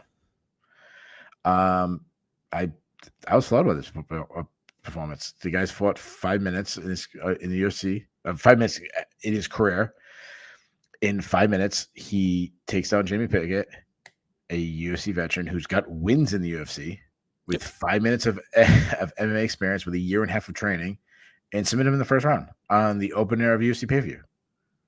Like, what else do we want? I think would it be more fun to he had ground and pound? Yeah, but he also, like, instantly went right into the submission. So if he had to work from a side position, maybe he's got to look for it. But he was instant. I mean, his hands were locked in and the gable grip on the head and arm triangle. He had to make some adjustments, but even in a position that, you know, he didn't tee off and drop the hips like Dan Cormier was saying, and that's some things he's got to improve. He still had this incredible grip strength to continue to squeeze and get a submission. He threw a high kick. I mean, it wasn't pretty, but he slipped, but he threw a high kick. We've seen him land some shots. He's learning on the job. He is learning on the job. And that's something that I'm going to get to in a second here. I think he's the man. So he's learning on the job. I don't care how badly he beats them. I want at least 2 more fights and 1 full calendar year before he takes on a top 10 opponent. Like I don't care how badly he beats his next opponents. There's no reason to rush him. Absolutely. I agree with that. He needs the cage time, he needs the camp time. He needs, a couple more camps before you throw him to even the small wolves. Just give him people that are going to test him. If you can give him somebody that won't necessarily work on, and we have to see if he has a plan B, or we have to see if he has, more than 4 minutes of cardio, that would be great. Yeah.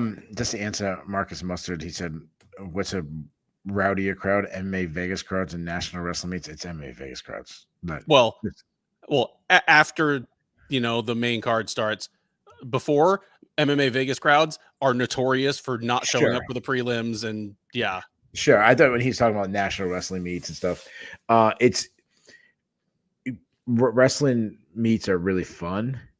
They're very educated crowd. Because it's an educated sport. Like people who watch wrestling, nobody casually shows up to that shit. No. Yeah. Well, if you are casual, you're a wrestler's family member. But if you're a 25-year-old guy who's watching, you wrestled yourself, you like wrestling, yeah. But in wrestling, there is also a respect factor.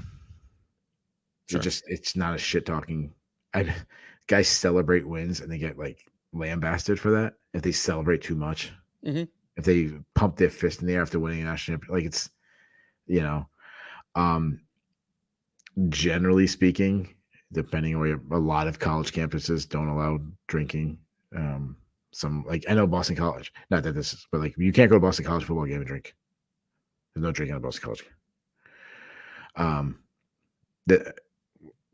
In the stadium, not outside the stadium, but and that was years ago. That might not be the case anymore. I haven't been to a game in a long time. Moving on. Yeah, I gotta find this quote. What someone said. Somebody said that they Ant Milano said, "I'm really happy that the UFC seems committed to bringing him slowly and think that's the right call. I need him against another fringe guy." I don't know if they are committed to. I hope they are committed to working up slowly. I think there's 2 things. One, putting them on the main card of a pay-per-view is instantly going to be you're pushing a hype at guys. You have them in the press conference. That's going to force people to do kind of what they did with Paddy Pimblett, who's he fighting? When is he going to fight somebody? Also, Bo's extremely confident. So that brings it on. He doesn't shy away from the Shemaev. He doesn't go, hey, I'm still learning. I'm only focusing on this guy. If I ever get to fight that guy one day, hopefully I'll be ready. He didn't do that. He's like, yeah, I'm ready. We're eventually gonna face each other. Yeah. So he kind of draws it on himself a little bit. So I do hope they go a slow route. I don't think that's the case. So that said, Ben, you kind of both said the same thing. You said no way until he fights a top 10 guy. Give me a name of who you'd like to see him fight. Gerald Meerschaert and Joe Pyfer are fighting in a few weeks. Give me the winner of that. Oh, wow. Really? Wow, yeah. That was much higher than I was going. I'm going with the guy. I'm going with the guy that was on this card tonight. I'm going with Marc-Andre Barriault. I think a guy's been around a long time, veteran, tough guy, brute. They're much different fighter than Jamie Pickett. Jamie's more technical. Yeah. Barriault's gonna try to knock your head off. He's a tough guy. So that's why the change. I like that. Plus Canadians can't wrestle. Who's the best Canadian wrestler? This is George St. Pierre. Ever. All right. I mean, is there anything else we should talk about? I mean, I could continue to talk about. I mean, we talked about Bo Nickal forever, but I mean, it was what 3 minutes. I don't know how long the fight was. 2 minutes 54 seconds. But I just want to say this because it's funny. Someone said, "Is he going to be the best one dimension?" What are you talking about? He's got submission. He's got a couple submission wins. He got a couple knockout wins already. He's only had 4 fights. He's been training for a year and a half. Yeah, like is he Adesanya with his striking or Alex Penne? No, but geez, guys are freaking tough. You know, like it's remind you, like the guy just fought in the UFC. I don't think he got punched. Tresean Gore, that's a good name. Ant Milano threw out Tresean Gore. That's actually pretty. That fits. I mean, I don't even know if Tresean Gore is a step up from Jamie Pickett. Like Gore's like 1-1 in the UFC, and like his loss was from gassing out and getting out wrestled by a smaller guy. Yeah, Kyle Lawley throws out the Iron Turtle. That's a pretty big step up. That's a big step up to me. But like it's a big step up, but not stylistically though. No, Iron Turtle likes. I mean, he throws some hammers, but he turned into a wrestler. Yeah, he sets himself to take it out, but he wants to wrestle. Yeah, you want to wrestle Bo Nickal? Good luck. It's so funny. It's so funny how people. I saw someone tweet like Bo went for a shot and like took him a little bit to take on Jamie Pickett, a couple seconds, and they're like, "Oh, this guy was such an amazing wrestler. He couldn't took him that long to take out Jamie Pickett." Like, it's not always about the first shot, the second, the third, the turn in the corner. Like, there's a lot more to it.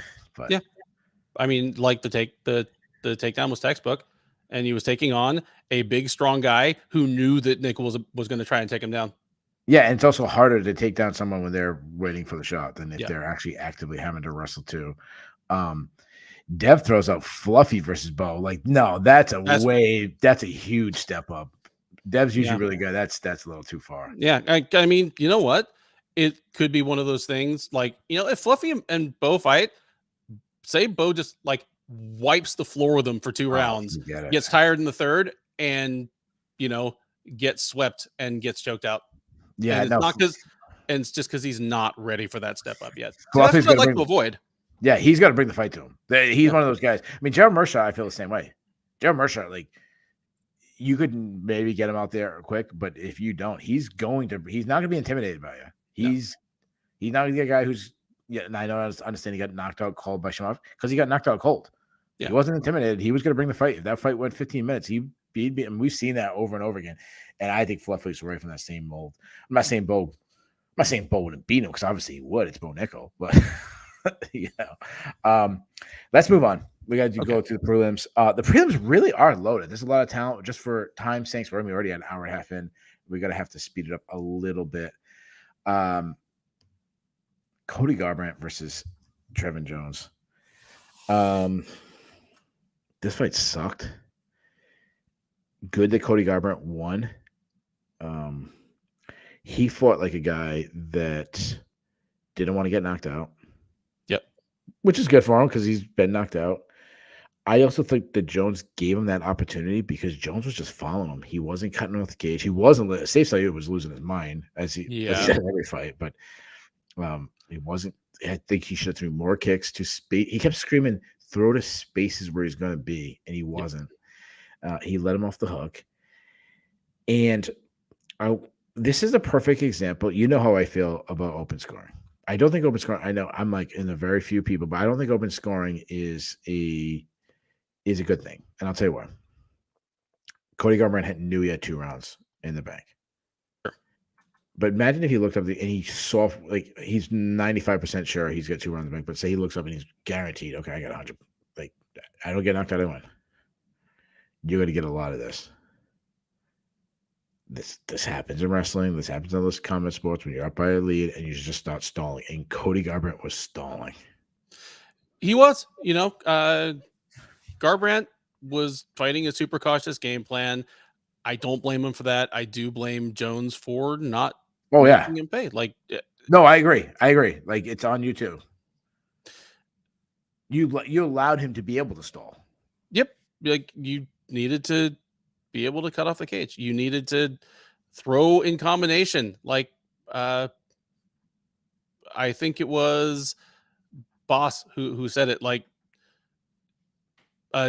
just Jones didn't throw in combination. And however depleted his chin is, Garbrandt's athleticism and boxing fundamentals are still very much intact. He just looked like such a better fighter than Jones.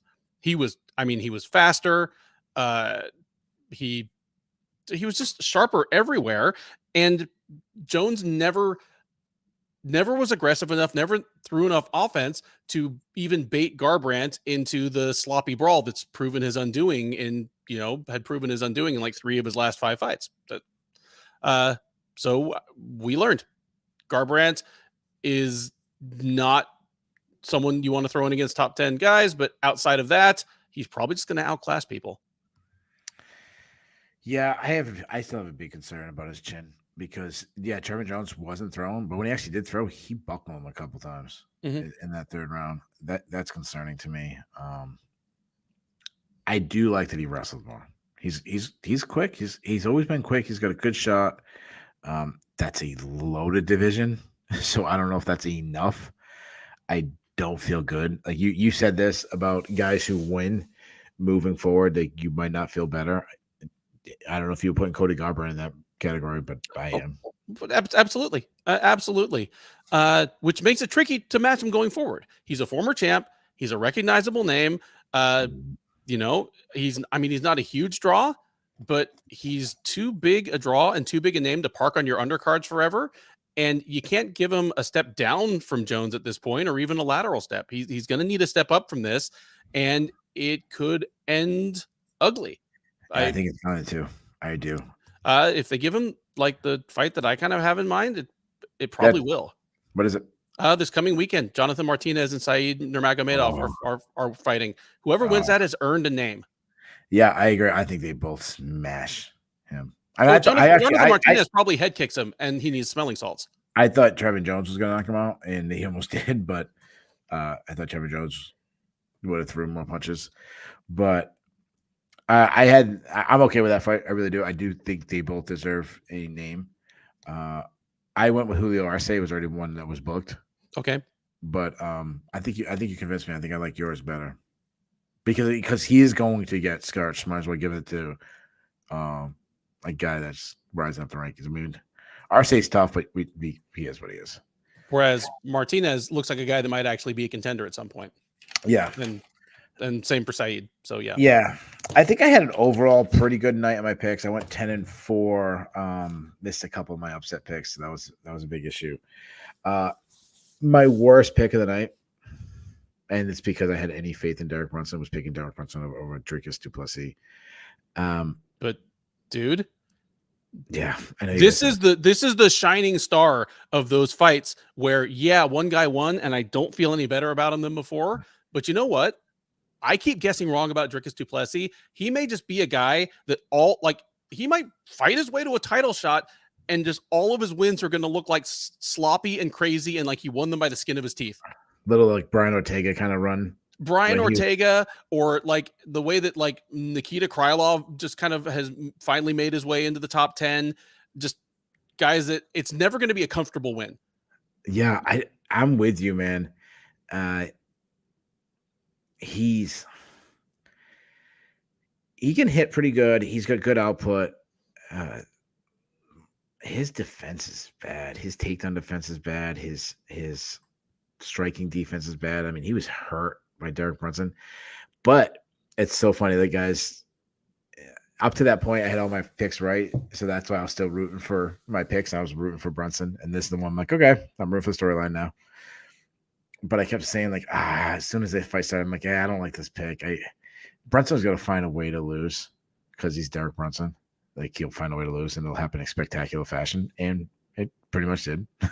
I mean, he's cornered through the towel with 1 second left. But I support that. They deserve to have medals pinned on them. More corners. Yeah.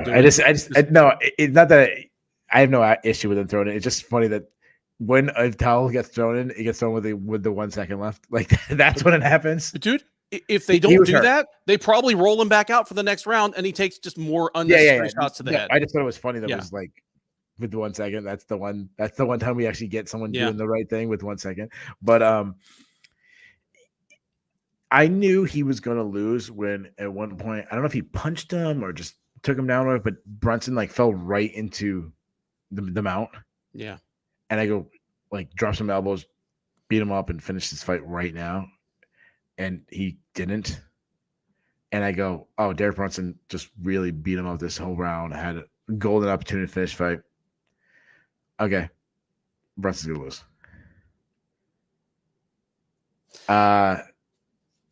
Dev saying it sounds like Derek Brunson retired. I didn't see that, but he put out a tweet saying, you know, thanks to those of you who have enjoyed my fights. It sounded like a semi-retirement thing. I don't know if he'll stay retired, but again, he's 39. He is definitely not the fighter he he opened his own gym. Yeah, I'm okay with that. He's taking a lot of damage.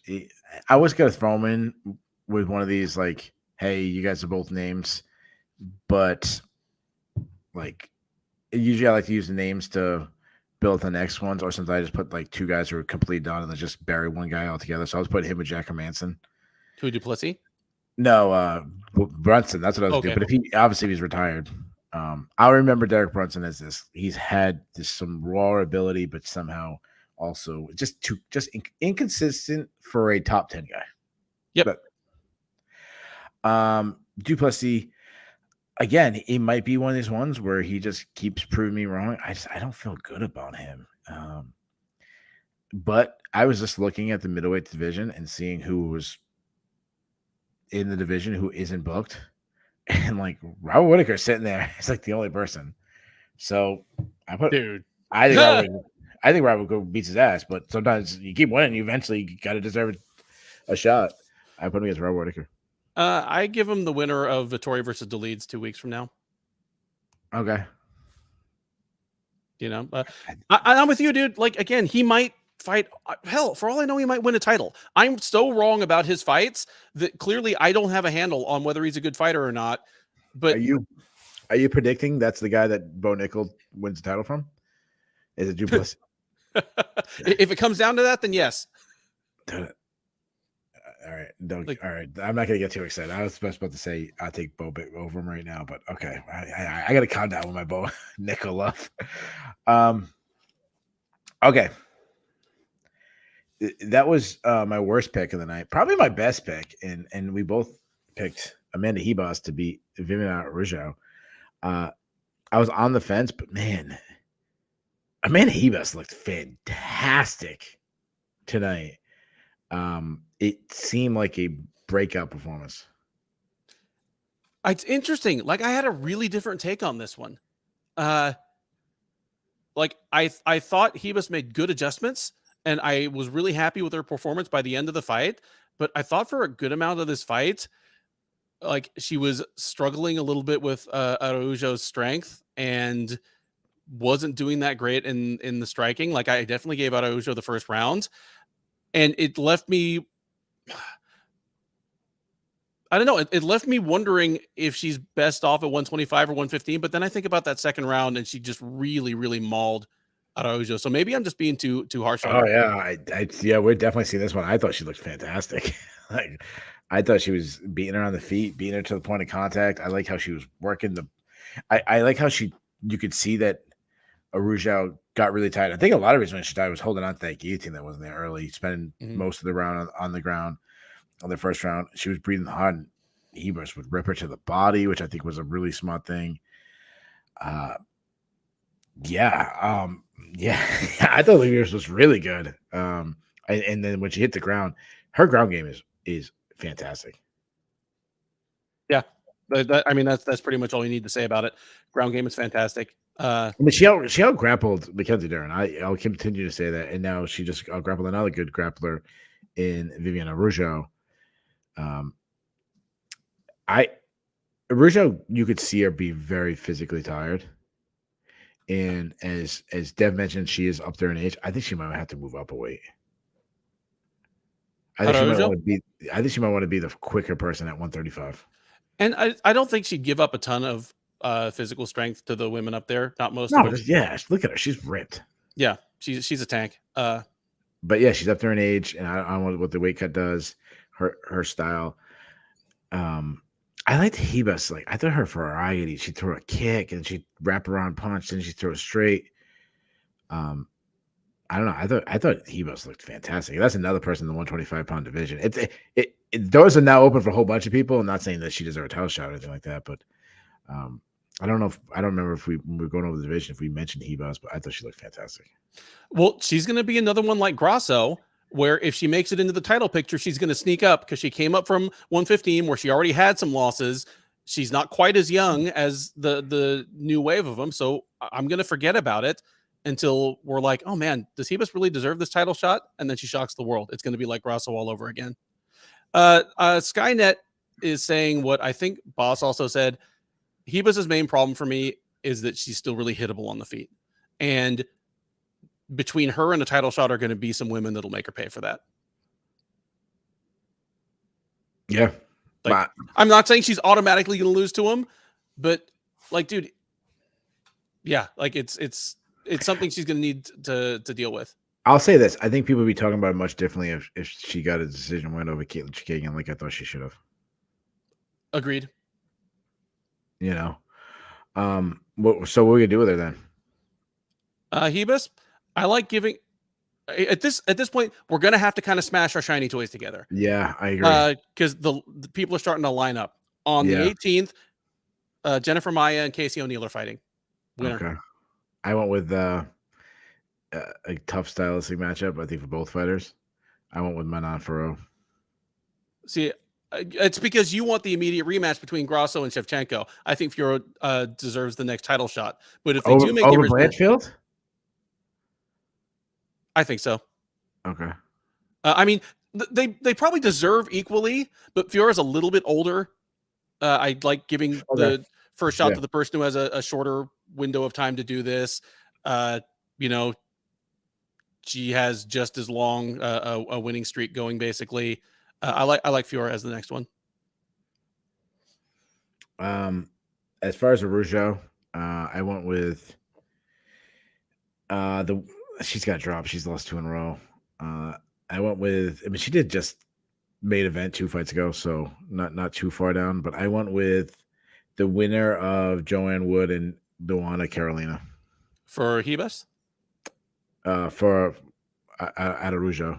For Araujo? I like that just fine. I also don't think she needs like a huge step down or anything. I'd be fine with her fighting like Lauren Murphy. Like if she wants to stay at 125, Murphy is definitely out of the title picture. But if she wants another fight, even though she's 40, give her Araujo. That's someone that could keep Araujo in kind of the edges of the top 5, keep her in the general title picture. Okay, yeah, I'm okay with those. Before that, Julian Marquez took on Marc-Andre Barriault, with Barriault winning by second round TKO. I think it's another fight that we kind of you picked Barriault, right? Yeah, we both picked. Okay. The only fight we differed on was Duplessis and Brunson. Oh, I like how you throw that out there. That's the only fight we disagreed on the entire card. That is. Damn it, dude! But damn it, dude, I played it safe and took the 2-1 favorite. It's not like I should be like out trumpeting it in the street. Yeah, but no, I deserve to get ragged because I took Derek Brunson. What was I thinking? I was trying to get pick that guy before I realized, like, maybe I shouldn't pick that guy. I thought it was a really good call. I think it was a call because when you pick a fight, the winner, right? It doesn't matter if you don't pick it the way the fight kind of goes. Okay, did you really see anything? If it's not how it went, this is exactly how we picked it to go. Yeah, Marquez coming out strong, looked really good until he hit a wall. I like the adjustments that Marc-Andre Barriault did. He tightened everything up. Mm-hmm. He lessened his power punches. At first, he was throwing a lot of like looping power punches. Nope, he tightened everything up. Everything started coming down the pipe. He held off his power and just beat him with volume. And Marquez got more tired and more tired. And then when he could see the blood, then he started bringing up the power. And I don't feel good about him moving forward. Like, he is what he is. Yeah. This was let's have fun and hopefully get a rock'em sock'em knockout. They didn't have that, but it was still pretty fun. Pretty fun scrap. It was a brutal finish, man. That thing could have been stopped a little before it was. That was, I mean, Marquez looked bad, at the end of that stoppage. Yeah. Let's move on. These guys are what they are. Yeah. Ian Machado Gary took on Kenan Song. Ian Machado Gary won 14 minutes and 30 seconds of this fight. Yes. He had a 30-second, oh shit, I'm almost getting knocked out. Let me survive. Other than that, I thought he was brilliant the rest of the fight. Before that, after that, looked even better. Third round, he turned it up. He's crisp. He's big. He's accurate. He's getting power. He stayed calm in a bad situation, and he is a builder. When he starts feeling himself, he gets stronger and stronger. I'll say this: I wasn't completely sure on the hype when he first came in, but he looks better and better each fight. And now I'm sitting there going, before I was like, is he even? He's a UFC level talent, but he's not special like when he's talking. And then I go, oh well. All right, maybe he's a little higher. Then I said, oh, maybe he's a top 15 guy. Now I'm saying, dude, he might be special. Like there might be something with this guy. He started reminding me of how I viewed Arnold Allen. When Arnold Allen first came to UFC, I go, okay, decent talent, but nothing special. And they just grew on me. And I'm starting to feel the same way about Ian Machado Gary.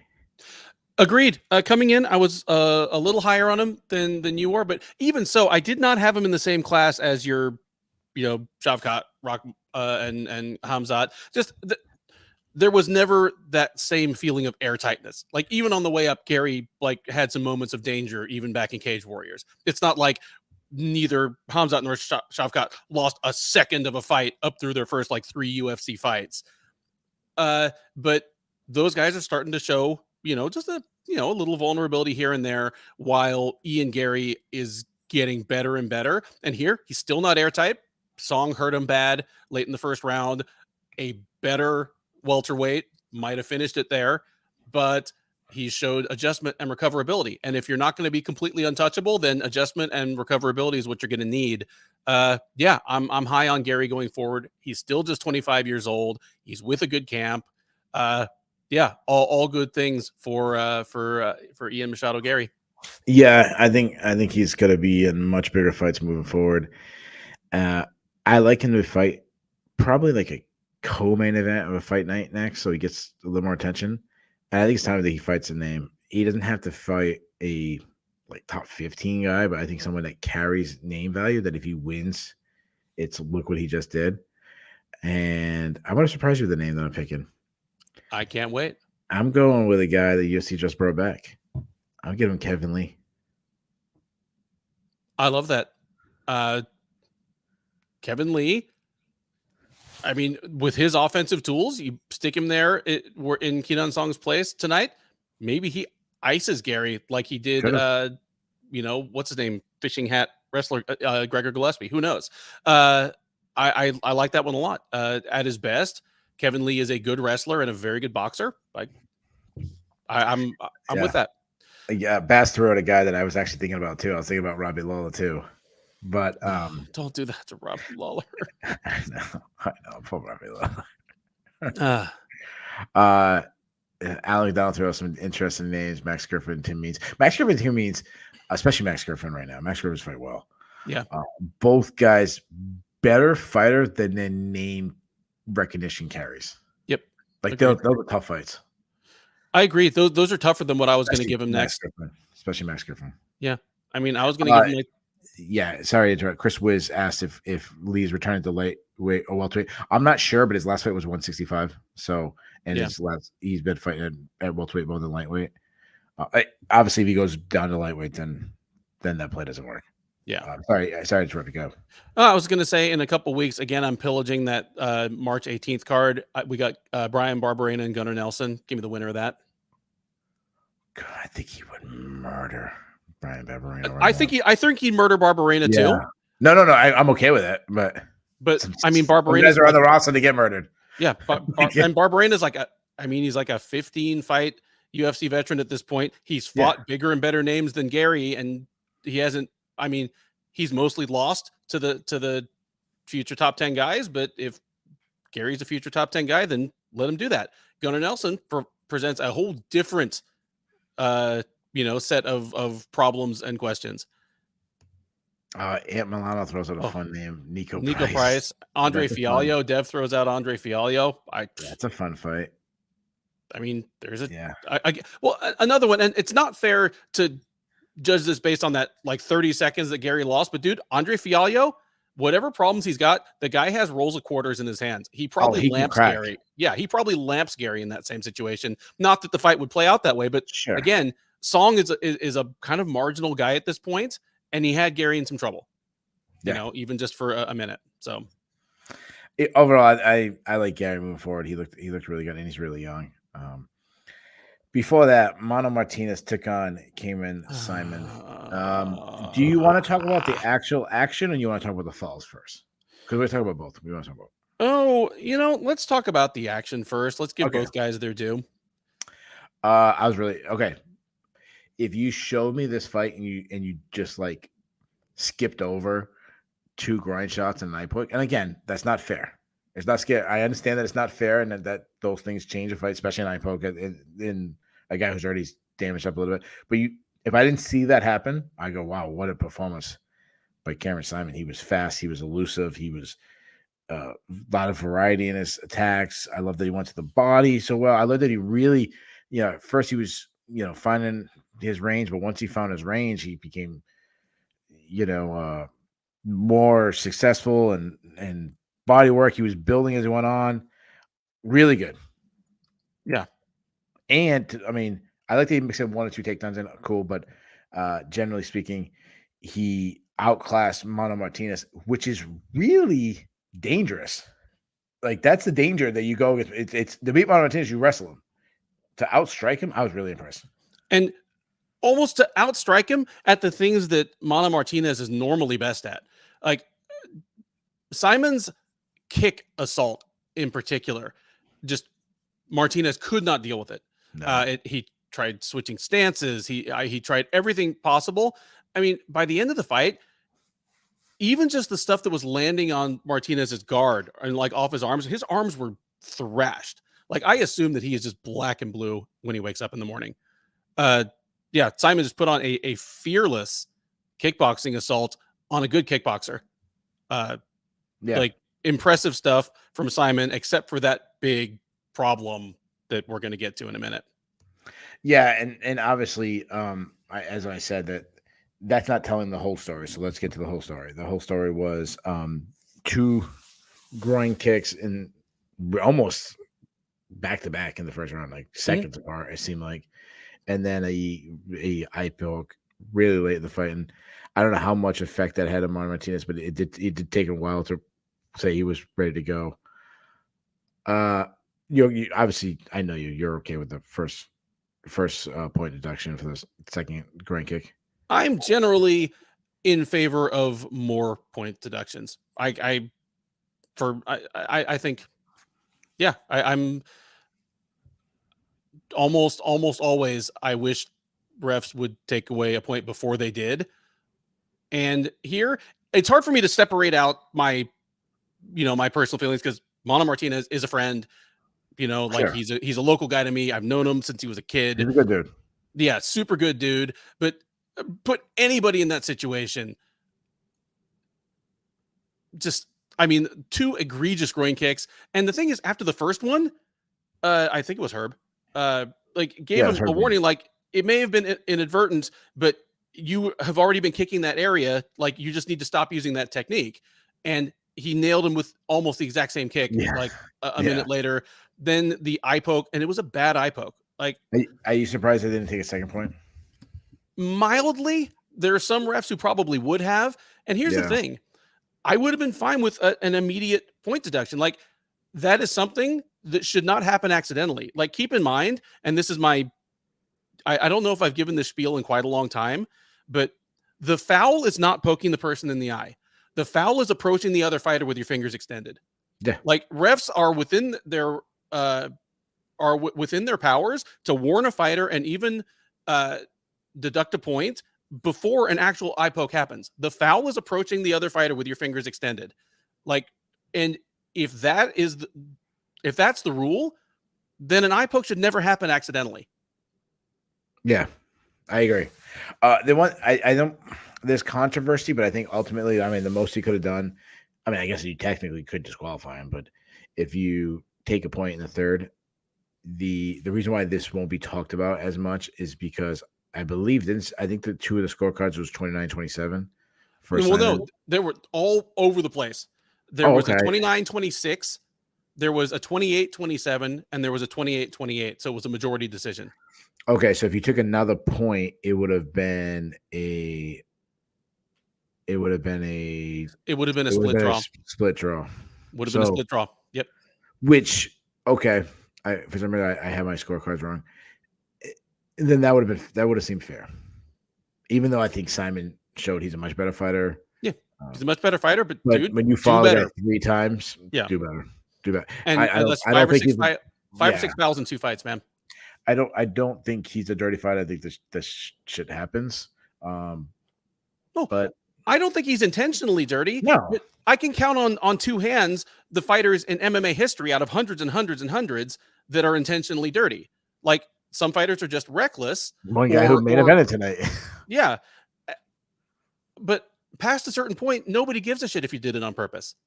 Yeah. Like, great, you're not a dirty fighter. You're just a careless and reckless one. You still deserve to be penalized. That said, I feel really good about this kid moving forward. Yep.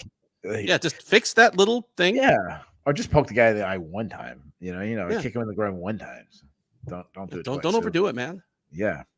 What do you want to do with it then? With Simon? I want to step up. He needs, but not a big one. Like, he's another guy, dude. He's even younger than Gary. He's even younger than Nickal. The dude looks like he's like 12.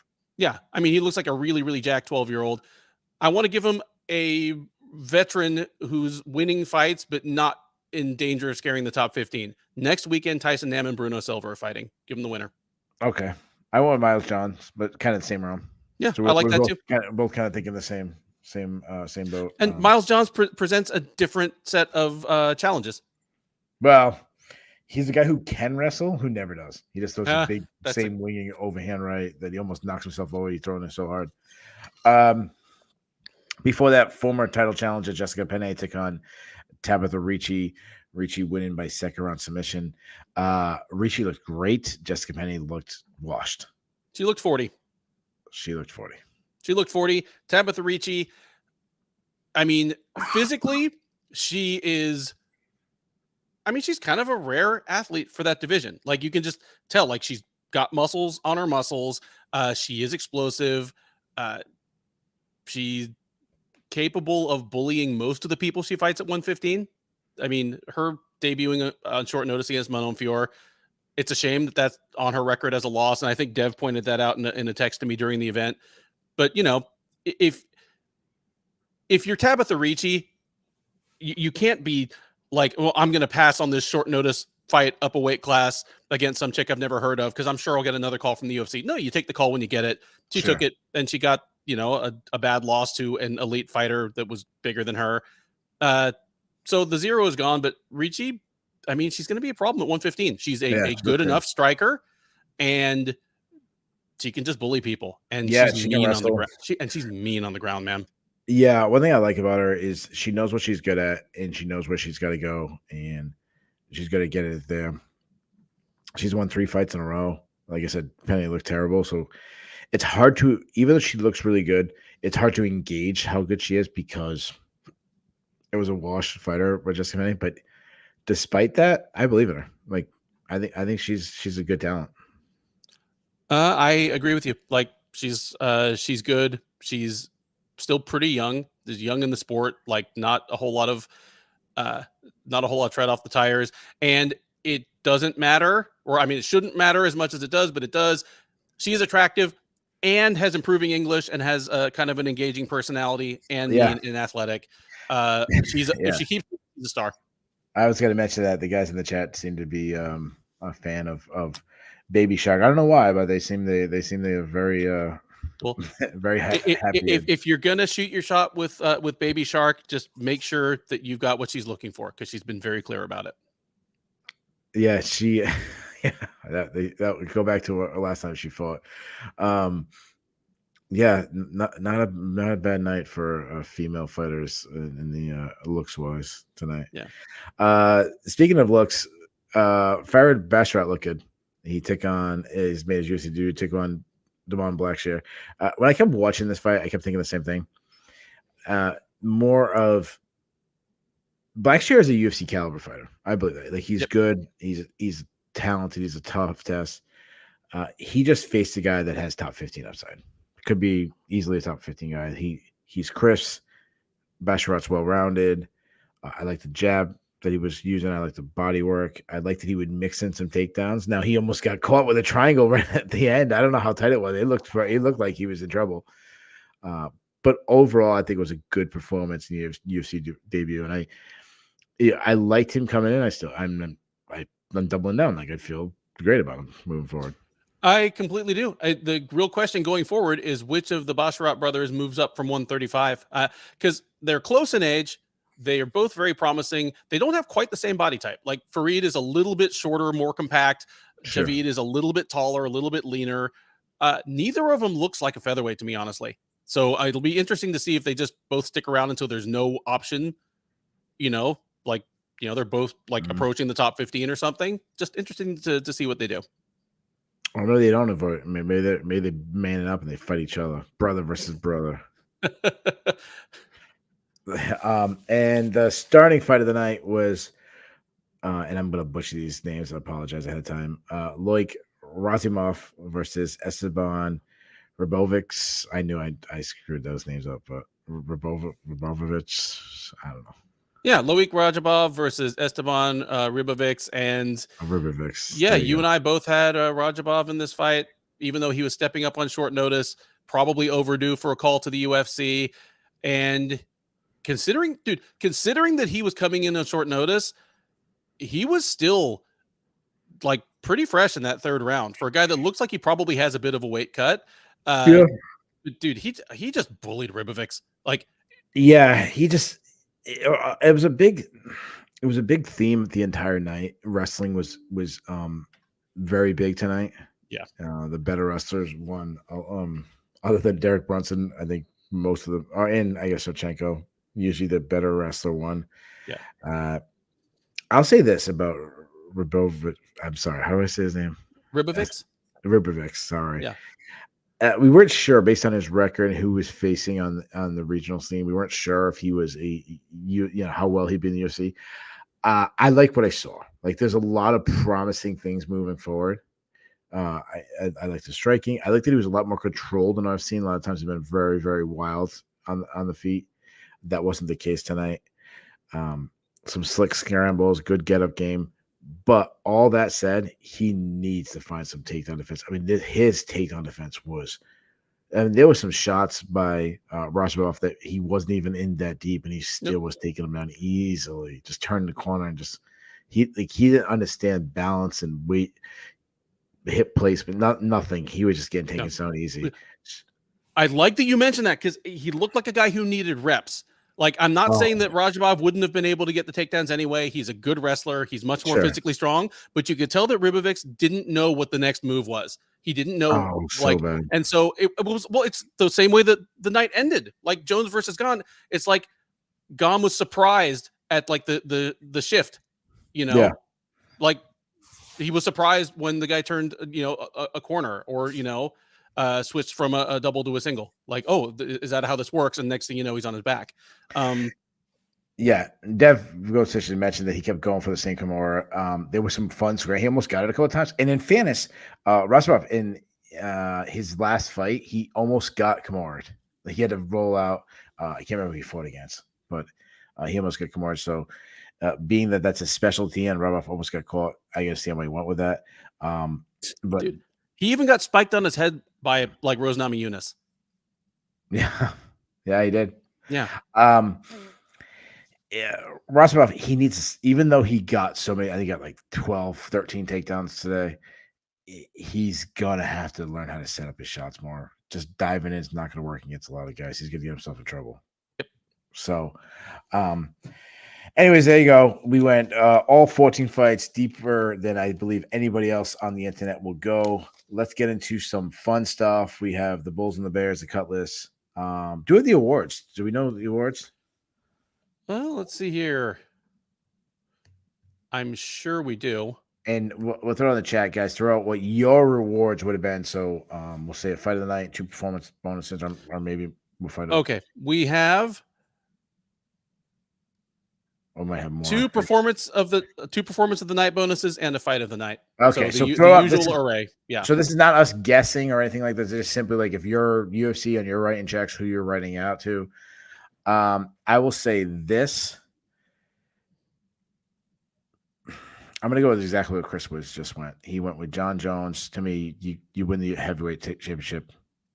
Alexa Grasso, you win the title. I'm sorry. I know I try not to give to the guys higher up in the card.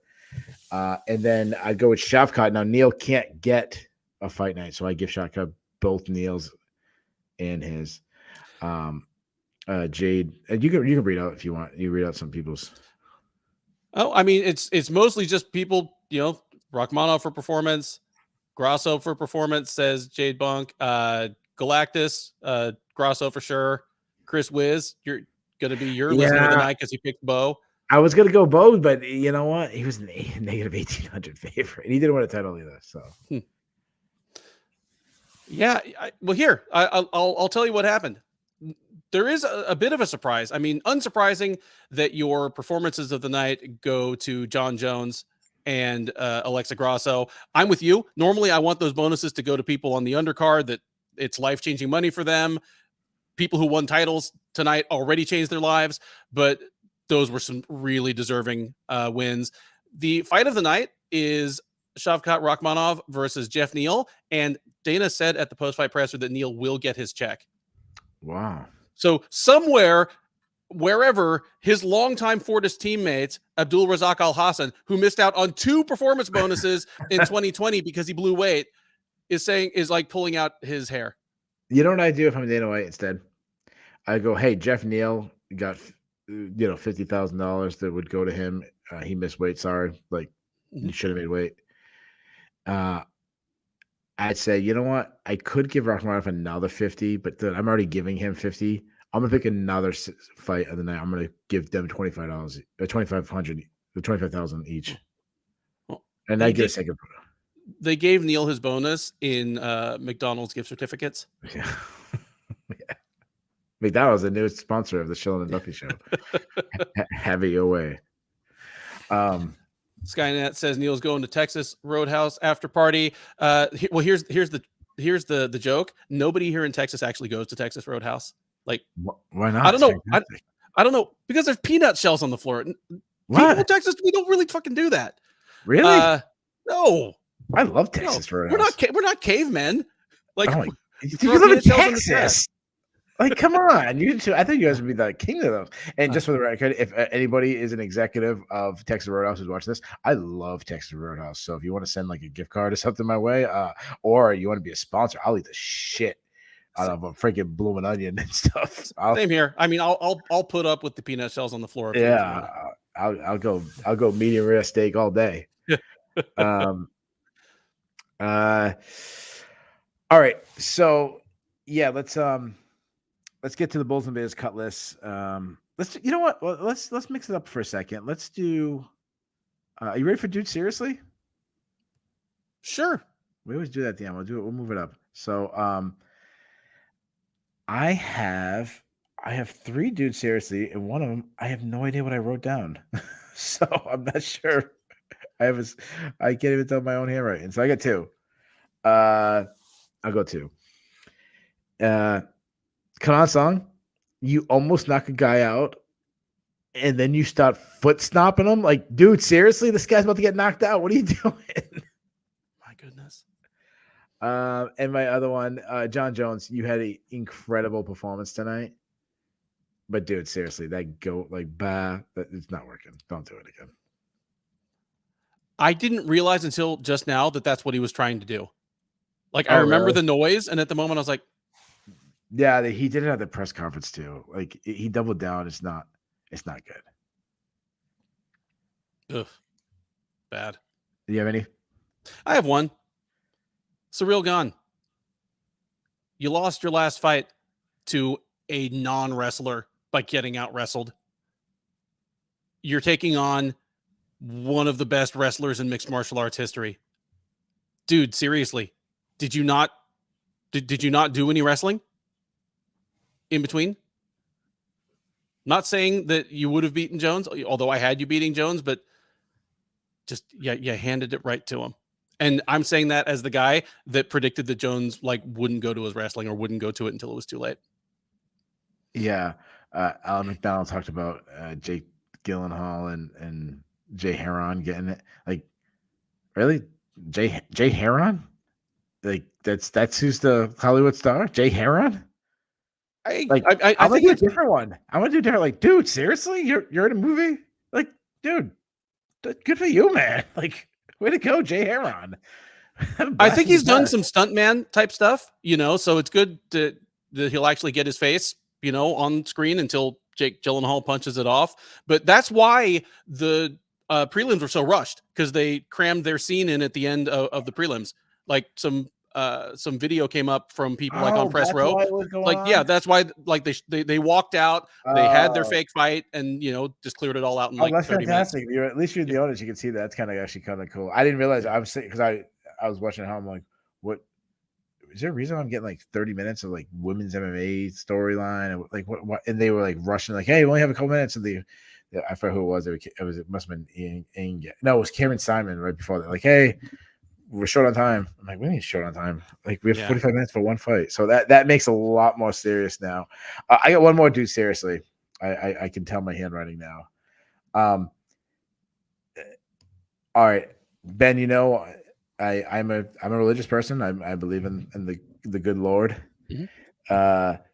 But Jon Jones, like, I love when he said, "Oh, all the prayer warriors, I could feel you praying for." Like, dude, seriously, like, I believe in prayer and all that, but dude, I'm sorry, ain't nobody prayed for you this week.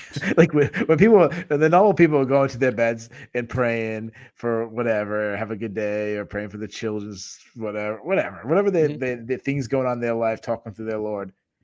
Nobody prayed so Jon Jones would have a good fight. Like, dude, seriously, come on. Maybe your mom did, but come on. Like, I'm all for the Jesus turned my life around, all that. So, come on, And dude. he shouted out Jesus twice. And then the second time it was like oddly familiar. Like he was like, like Jesus, without him, none of this would be possible. Like, Jesus. I'm like, and that was strange. And then like both of his brothers were there, and they looked like a couple of deacons from like any church in like North Houston. Like, you just need to get those dudes in like some mustard yellow, like double Oh, breasted suits, and like yeah. No, I thought like when he said like, "Hey, Jesus, my savior," that's like Jesus in heaven. And then when he was like Jesus, that was like his boy named Jesus that's yeah, over there, like Jesus over yeah. there. That's my buddy. And hey, just for the record, I'm not by no means am I bashing Jon Jones' fate. So please, Nope. I want to put that out there. I'm not anti-Christian at all. I'm just having a little fun with the goat. All right, let's do the cut list. Okay.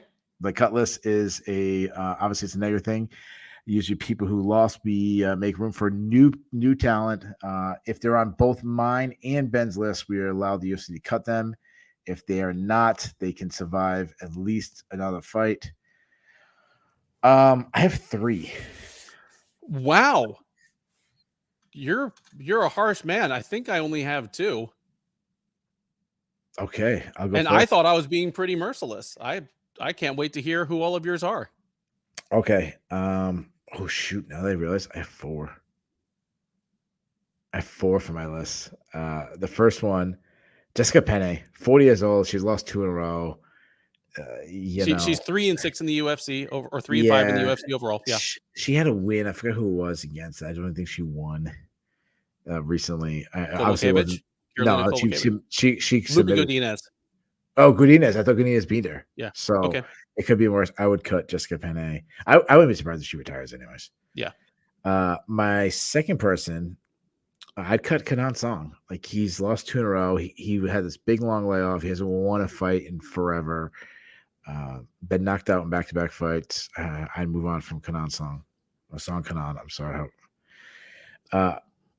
My third one, I know that he took the fight on short notice, but it was like 5 weeks. But Trevin Jones has lost 3 in a row. He refused to throw punches, as a lot of people have put in their cut list. So I would get rid of. Dude, I just realized I have 5. I'm sorry, I have 5. I'm going to go into the Sherdog Fight Finder and change your nickname to the Reaper. Oh yeah, geez, I'm taking names. I go with Julian Marquez. He's fun, but he's lost 2 in a row, and honestly, he's just a card filler at this point. The talent's just not there. I'd cut you. I think that's the guy you saved. For the last one, I can't believe I forgot this one.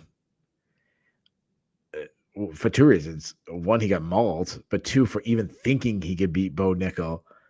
I'm getting rid of Jamie Pickett. So there's 5. So tell us who you're saving. Let's hear you 2. Well, or maybe saving all 5. No, Pickett and Penne were definitely on my list, and I'm with you that Song Kenan can go. I'm gonna let Marquez stick around. 185 needs bodies. Okay. Even if he just sticks around to lose to another prospect or 2. You keeping Trevin Jones though? No, Jones has got to go. So I guess that's 4 for me. Wow. Yeah. All of a sudden, Ant Milano cut Garbrandt in a win. Wow. Yeah, he cut Garbrandt in a way. That's fantastic. Ooh. Oh man. All right, let's move out. The Bulls and the Bears. The most popular segment of this entire show. People seem to really enjoy the Bulls and the Bears. The Bulls and the Bears are a stock market reference. When a stock is going up, or the market's going up, it's a bear stock. When it's going down, it's a bear market. We do it 3, 2, 1 hockey style. So let's just keep it negative. Go Bears, or you want to go Bulls? Let's go. I'm fine with Bears. All right, let's go Bears. Ben, I'll let you go first if you want. Okay. At least one of these, I'm sure, is going to be stealing from you. So maybe I'll. Anyway, defensive wrestling. Like too many of the fighters on this card who lost, not just because they got out wrestled, but like the fight hinged on that, and they had to know it was coming, and they underperformed even relative to the expectations of being the less proven wrestler. Like Esteban Ribovics got badly out wrestled in his fight. Jessica Penne got ragdolled in her fight. Obviously CirylGane, huge problem. Jalen Turner did okay, but he lost that fight because Mateusz Gamrot was able to get enough takedowns and do enough work. Over and over again. People lost because of the wrestling. And shame on them. This is the NCAA conference championships. They could have, been on their phones watching the Big 10 or the Big 12 conference, learn some takedown defense. Like, come on, guys. You had all day before your fights to pick up some techniques. Valentina Shevchenko is my number 2. I try not to just single out single fighters whenever I can, but it's a bad look when you were the longest reigning champ in the UFC. You were probably the most dominant fighter in the UFC, regardless of weight class or gender. And not only do you lose, but you get finished, and you get finished just off of a bad decision, like a mistake of the type that you really did not make very often on your way to this point. My number 1. Can I stop you a second? I want to shout out. He listened to the show a lot. Dave Chicken Pump Stewart wanted me to throw live on the recap show that Shevchenko did a Chris Wyman Luke Rockhold mistake. Almost the exact same mistake. Shout out to Chicken Pump Dave Stewart. Yeah, I see also Chael Sonnen and Anderson Silva too. Just bad stuff. Yeah. Number 1, Weight Watchers of Texas. 2 fighters on this card lost after missing weight. That would be Mana Martinez and Jeff Neal. They're both from Texas. They both blew weight pretty significantly, and both lost somewhat competitive fights. But yeah, bad night for Texas's Weight Watchers. You know what? And that's because they were going to these other steakhouses instead of going to our newest sponsor, Texas Roadhouse, who has their own low calorie menu. I don't know if that's they don't have like dieting options or something like that. All right, Bears. I'm gonna go with Erin Blanchfield. I'll tell you what. I think they're going to do an immediate rematch, and it seemed like Erin Blanchfield was going to be right in line to get the next title shot, and it sounded like it was going to be Valentina Shevchenko. She was also talking about she wanted to be – everyone kept saying, like, not only do I want to be the champion, I want to be the one to, steal the crown from Valentina Shevchenko. Well, didn't happen. It was the person that no one was talking about, Alexa Grasso. So you don't get to that title, and – you probably have to wait. You probably have to fight one more time before you get a title shot. So I think Erin Blanchfield's stock went down. Obviously, when I'm saying that, I'm not talking about her stock in the sense of her how good she is. I mean, just she has to wait. Yes. Number 2, how about Viviane Araujo? She's been back-to-back fights. She looked much better even though she lost against Alexa Grasso than she did against Amanda Ribas.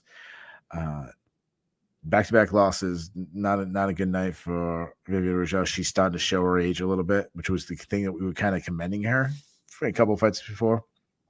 Not a good night. And, you already went with Shogun. I mean, 0-2 in the heavyweight title fight division. That's not good. So I'll throw another one in there. How about Derek Brunson? 2 losses. I mean, he was on a winning streak, and he's had 2. I'm like right there, like, oh my god, is Derek Brunson going to make a title run?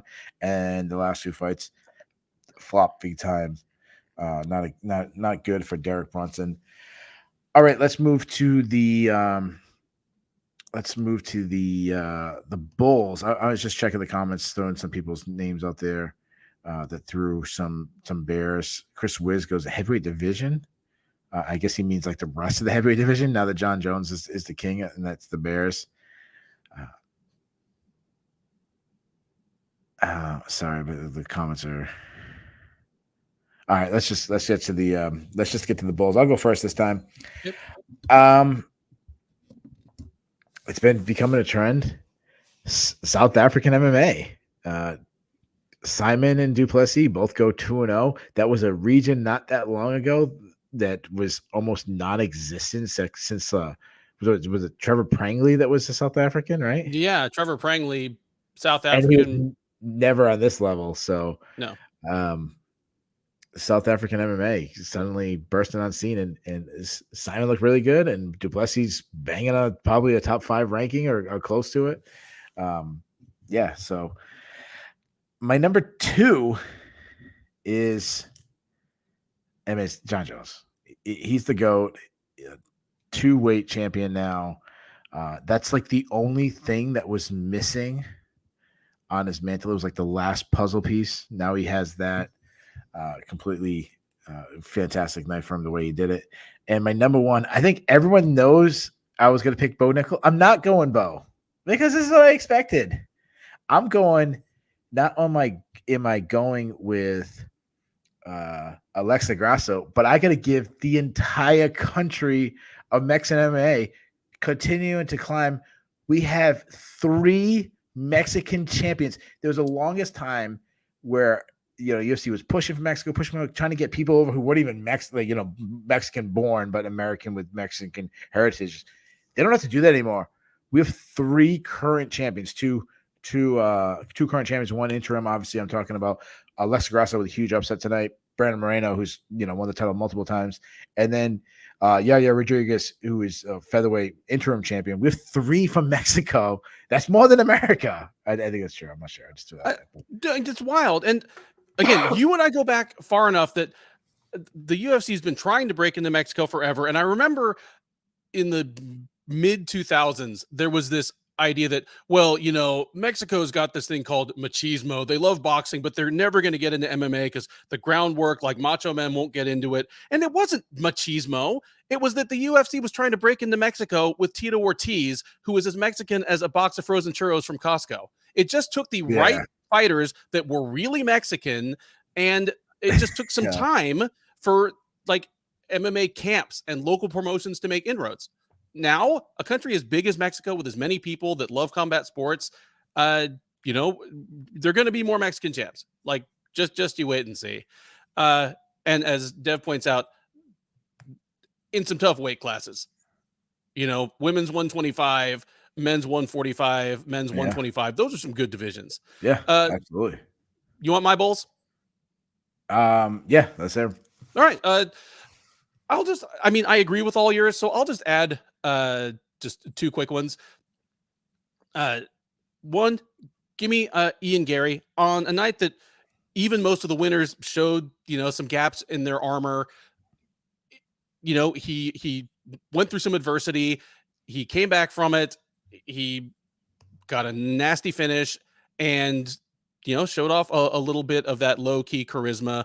Obviously, just stardom is waiting there if he can keep it up.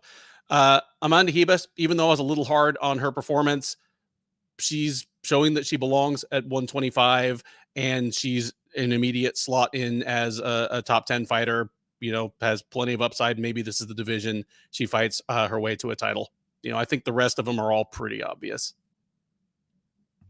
Yeah, obviously, Bo Nickal up there. We didn't mention Tabitha Ricci winning 3 fights in a row now in the UFC. And how about, I got another one for you.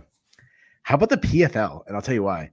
They had a guy come in, their own guy coming in on days' notice, win. But what I loved during the entire show, Rogan and DC and even John Anik, they're talking about the PFL. They're talking about winning $1 million and the break. I was like, you beat Chris Wade. That's a big deal.